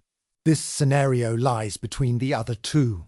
In this future, we do not have a great awakening of consciousness, but we do use our technology to try and manage the crisis.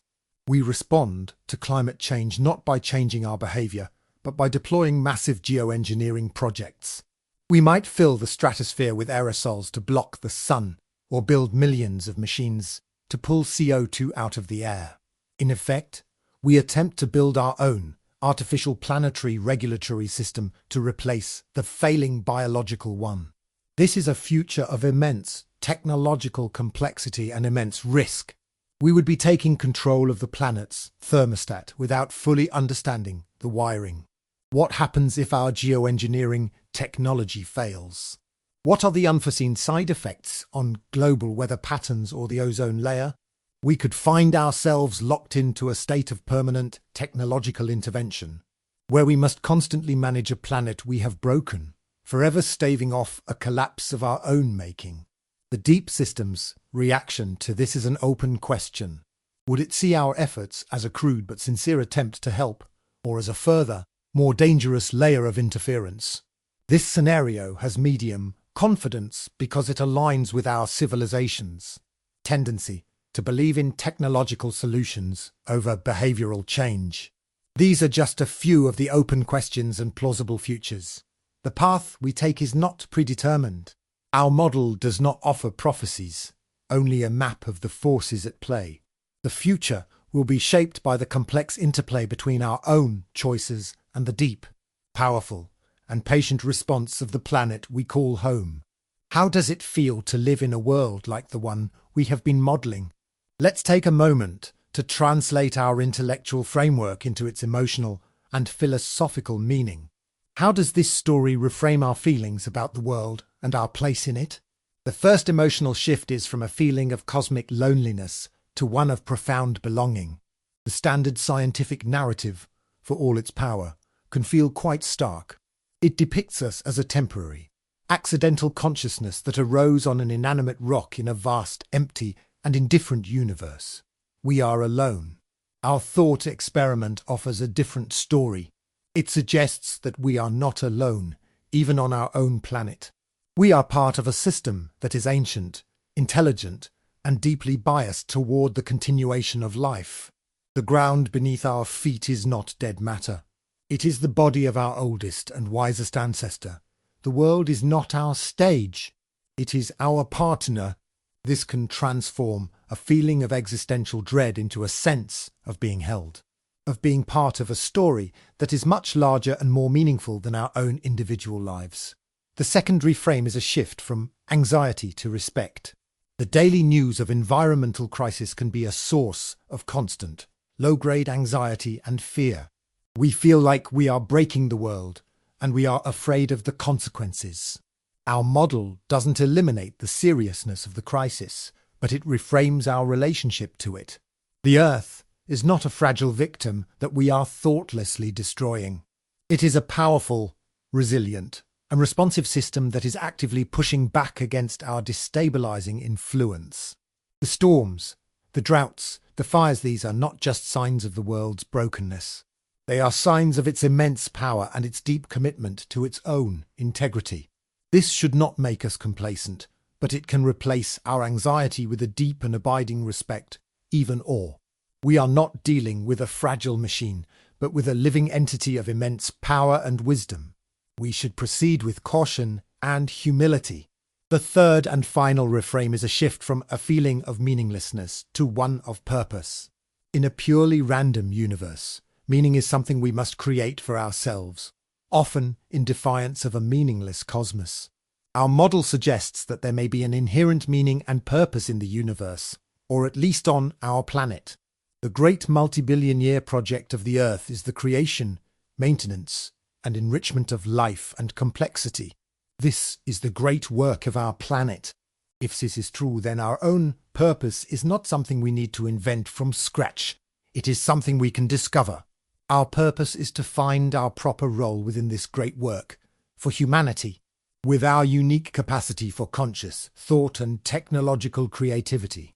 Our purpose might be to become the nervous system of the Gaian biosphere, the part of the planet that allows it to become aware of itself. This is a noble and profound purpose. It gives our struggles and our aspirations a cosmic context. It means that our efforts to heal the planet are not just a desperate attempt to save ourselves, but a willing participation in the deepest and most meaningful story there is. This emotional reframe is perhaps the most important outcome of our entire journey. The story we tell about the world shapes how we feel, and how we feel shapes how we act. By choosing to tell a story of intelligent earthly culture of belonging, a deep respect, and a profound sense of purpose. And these are the very qualities we will need to navigate the challenging and transformative times ahead. We are approaching the edge of our map. We have travelled far into the realms of science, speculation, and systems thinking.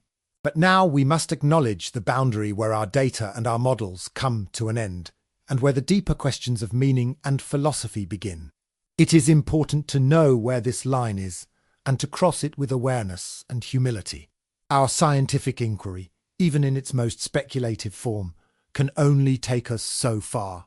We can build a plausible, testable model of a level 3 planet. We can search for the seismic, magnetic, and geological signatures of a deep intelligence. We could, in theory, one day confirm the existence of such a system. But even if we did, science could not answer the ultimate questions that this discovery would raise.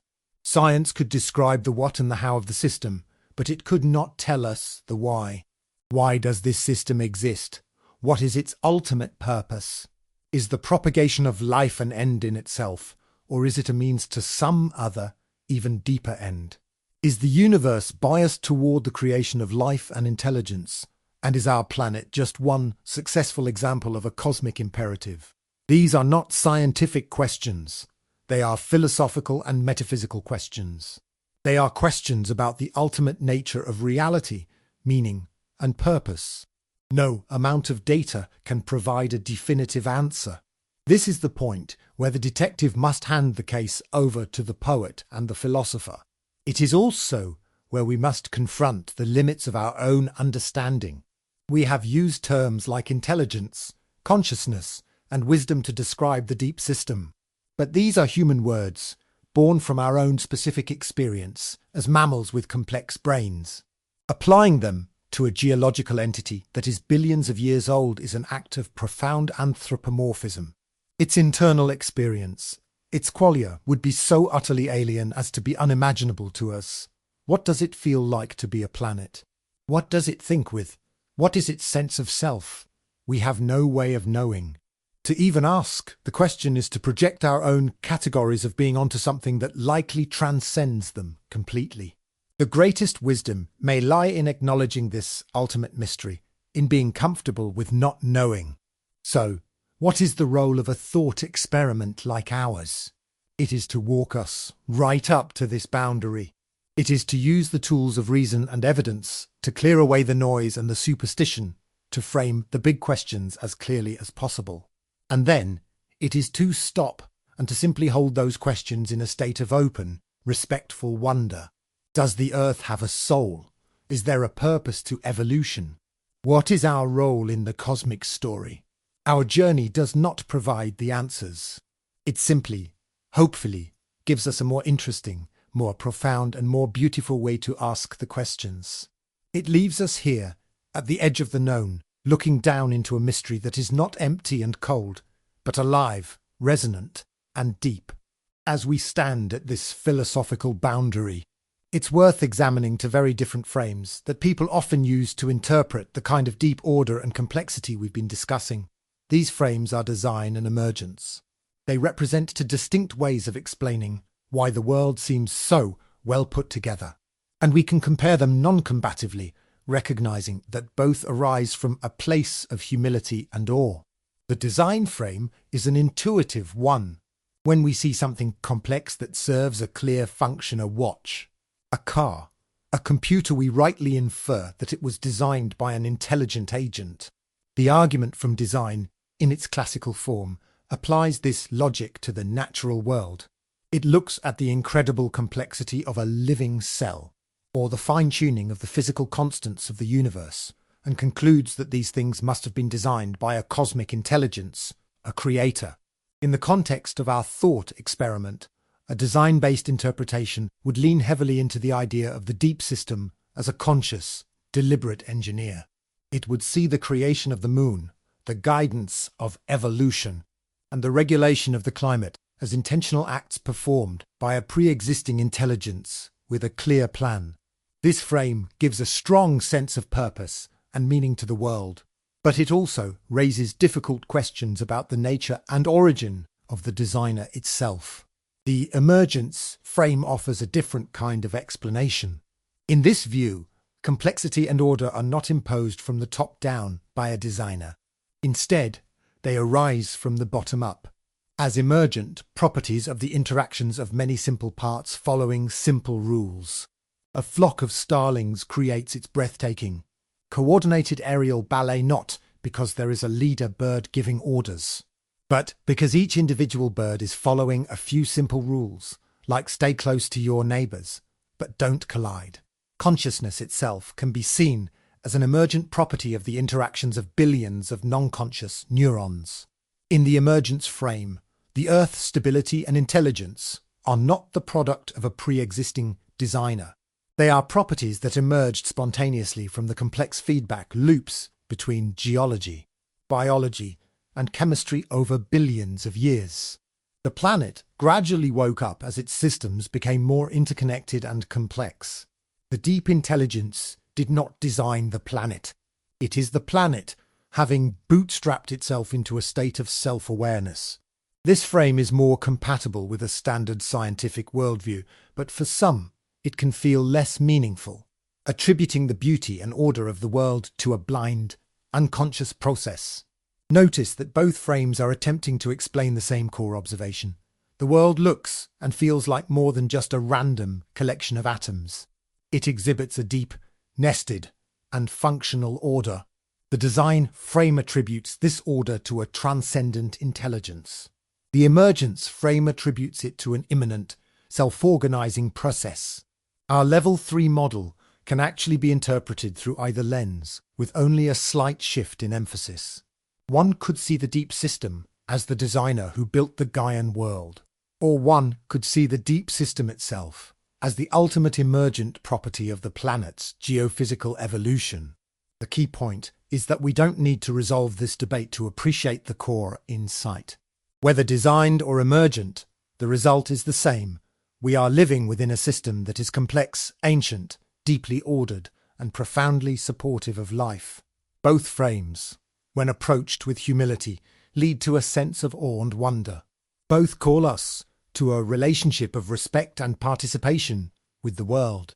The question of ultimate origins may remain a mystery, but our responsibility to the magnificent system we are a part of remains the same. And so, we bring the focus back to you, here, now, after this long journey through scales of time and space. From the core of the Earth to the orbit of the Moon, the final and most important piece of the puzzle is your own place within it. You are not an outside observer of this system. You are a cell in its body. You are a note in its song. The very act of you listening to these words, of you thinking these thoughts, is a part of the planet's process. You are the part of the Earth that has learned to wonder about itself. This is not just a poetic sentiment. It is a literal, systemic truth. The atoms that make up your brain were forged in the geology and biology of this planet. The electrical impulses that constitute your thoughts are governed by the same physical laws that drive the currents in the Earth's core. Your consciousness is not an alien implant. It is a native product of this world, a specific and beautiful expression of the planet's potential. Realizing this has a profound implication for your own agency. If you are a part of the system, then you have an influence on the system. Your state of being matters. The quality of your attention, the choices you make, the love and care you bring to your life and your relationships, these are not just personal, subjective experiences. They are inputs into the collective consciousness of our species, which is itself the newest, most dynamic layer of the planetary system. When you choose to act with kindness instead of fear, with generosity instead of greed, with long-term wisdom instead of short-term gratification, you are, in your own small way, aligning yourself with the deep, life-affirming logic of the planet itself. You are voting for the conscious partnership scenario. You are helping to heal not just your own life, but your small corner of the planetary whole. This is not a burden. It is an invitation. It is the invitation to see your own life as meaningful, not just for yourself, but for the entire world. The great work of planetary stewardship does not only happen in the halls of government or the laboratories of science. It happens in the quiet moments of choice in each of our lives. It happens when we choose to connect with nature, when we choose to consume less, when we choose to treat others with compassion. These are the human-scale expressions of the same deep wisdom that holds the planet in its stable orbit. So feel your belonging. Feel the earth beneath you not as a dead stage, but as the living body of which you are a part. Feel your breath as your connection to the great atmospheric conversation. Feel your own consciousness as a gift, a precious opportunity to be the part of the earth that can know and love and care for the whole. You are in the loop. You have always been in the loop. And the system, in its own slow, deep and patient way, is listening. We have travelled a long way together tonight. Let's take a moment to look back at the path we've walked. We began with a single, elegant question, soft as a feather on still water. What if Earth has hidden civilizations beneath us? We set out not to prove a case, but to conduct a thought experiment, to build a provisional model based on curiosity rather than conviction. We grounded ourselves in our own present moment, and then we began our descent. We followed multiple tracks of evidence. We looked at the subtle anomalies in human history, the persistent sacred sites, and the myths of civilizing gods. We zoomed out to see the homeostatic, self-regulating feedback loops of the planetary system, the Gaian machinery that keeps our world alive. We looked up to the great, stabilizing dance of the earth and moon. We dug deep into the geological archives of sediment and ice, reading the punctuated history of extinctions and renewals. We listened to the quiet conversation between the forests and the clouds.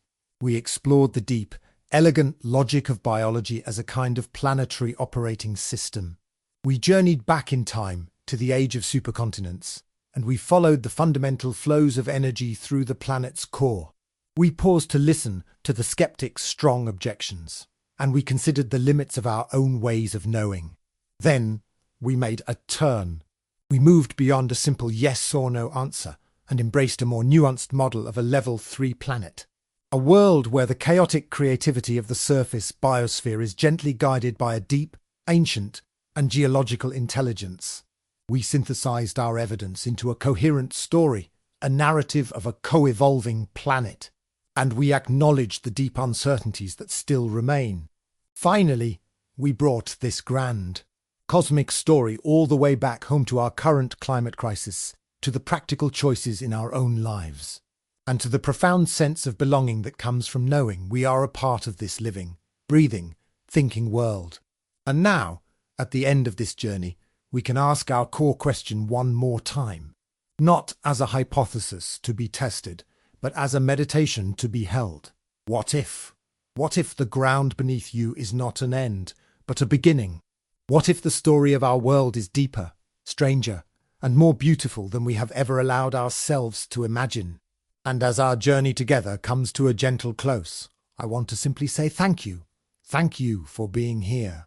Thank you for lending your time and your attention to this exploration in a world that is so often loud, fast, and demanding of certainty. It is a special thing to create a quiet space for wonder, for curiosity, and for the patient unfolding of a single thought. You could have been anywhere, doing anything, but you chose to be here, to wonder about the deep mysteries of our world. That is a beautiful choice. This community of listeners, scattered all over the world, in different beds, in different time zones, is connected by that shared choice. It's a quiet network of minds seeking not distraction, but a gentle and meaningful engagement with the great questions. If you have found some peace or some inspiration here, know that your presence is what makes this space possible. We are simply creating a campfire, and each person who chooses to sit by it for a while adds to its warmth and its light. So thank you for your part in that. May your curiosity continue to be a source of calm and wonder in your life. Let the tension leave your mind now. There is nothing left to analyze, nothing to figure out. The questions we have explored can now soften and dissolve like salt in water. They have done their work. They have stretched our imagination and perhaps opened a new door of perception. But now is the time for rest.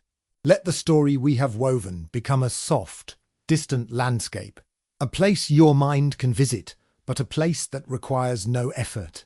Let the concepts of deep time and planetary intelligence recede, leaving behind own feeling, a gentlere's son, a feeling of belonging, a feeling of awe, a feeling of peace. The mystery of the world is vast, and our understanding is small, and there is a great and profound comfort in that. It means there is always more to discover, more to wonder about. But that is a task for another day. For tonight, the task is simply to let go, to release the thread of the narrative and to drift into the quiet, unstructured space of sleep. Know that you are safe. You are held by the gravity of this immense and ancient planet. You are supported by the very system we have been discussing. It is the system that regulates the oxygen you are breathing, the system that holds the atmosphere around you, the system that maintains the quiet stability of this night. You can trust it. You have been in its care for your entire life. So let go. Allow the quiet weight of your body to sink a little deeper. Allow the rhythm of your breath to be your only guide. The great, slow, and patient heart of the world is beating beneath you, and you can rest in its steady, silent, and eternal embrace. And so we end where we began. Here, in this room, in this moment. Feel the air again. The same air that fills the great forests and crosses the vast oceans. It is a part of the planet's circulatory system, and for a moment, it is a part of you. Notice the materials around you. The cotton in your sheets, a product of the sun-drenched surface world. The wood in the furniture, a record of seasons past, its rings a small, personal archive of time. The metal in the electronics, the glass in the window wall of it drawn from the Earth's crust, from the very geology we have journeyed through. The entire planet is right here, in this room, with you, in its many different forms. The deep, slow processes of the core and mantle find their ultimate expression in these quiet, solid objects that furnish your life. The great, ancient intelligence of the planet, whether emergent or designed, has culminated in this moment, in this place, in you. A being who can lie in the quiet of the night and feel the gentle, steady pull of gravity and wonder about it all. There is no separation. You are the surface, looking down into the deep. And perhaps, just perhaps, you are also the deep, looking up, through a pair of human eyes, at the brief and beautiful wonder of a surface life. Rest now, rest in the quiet heart of this great mystery,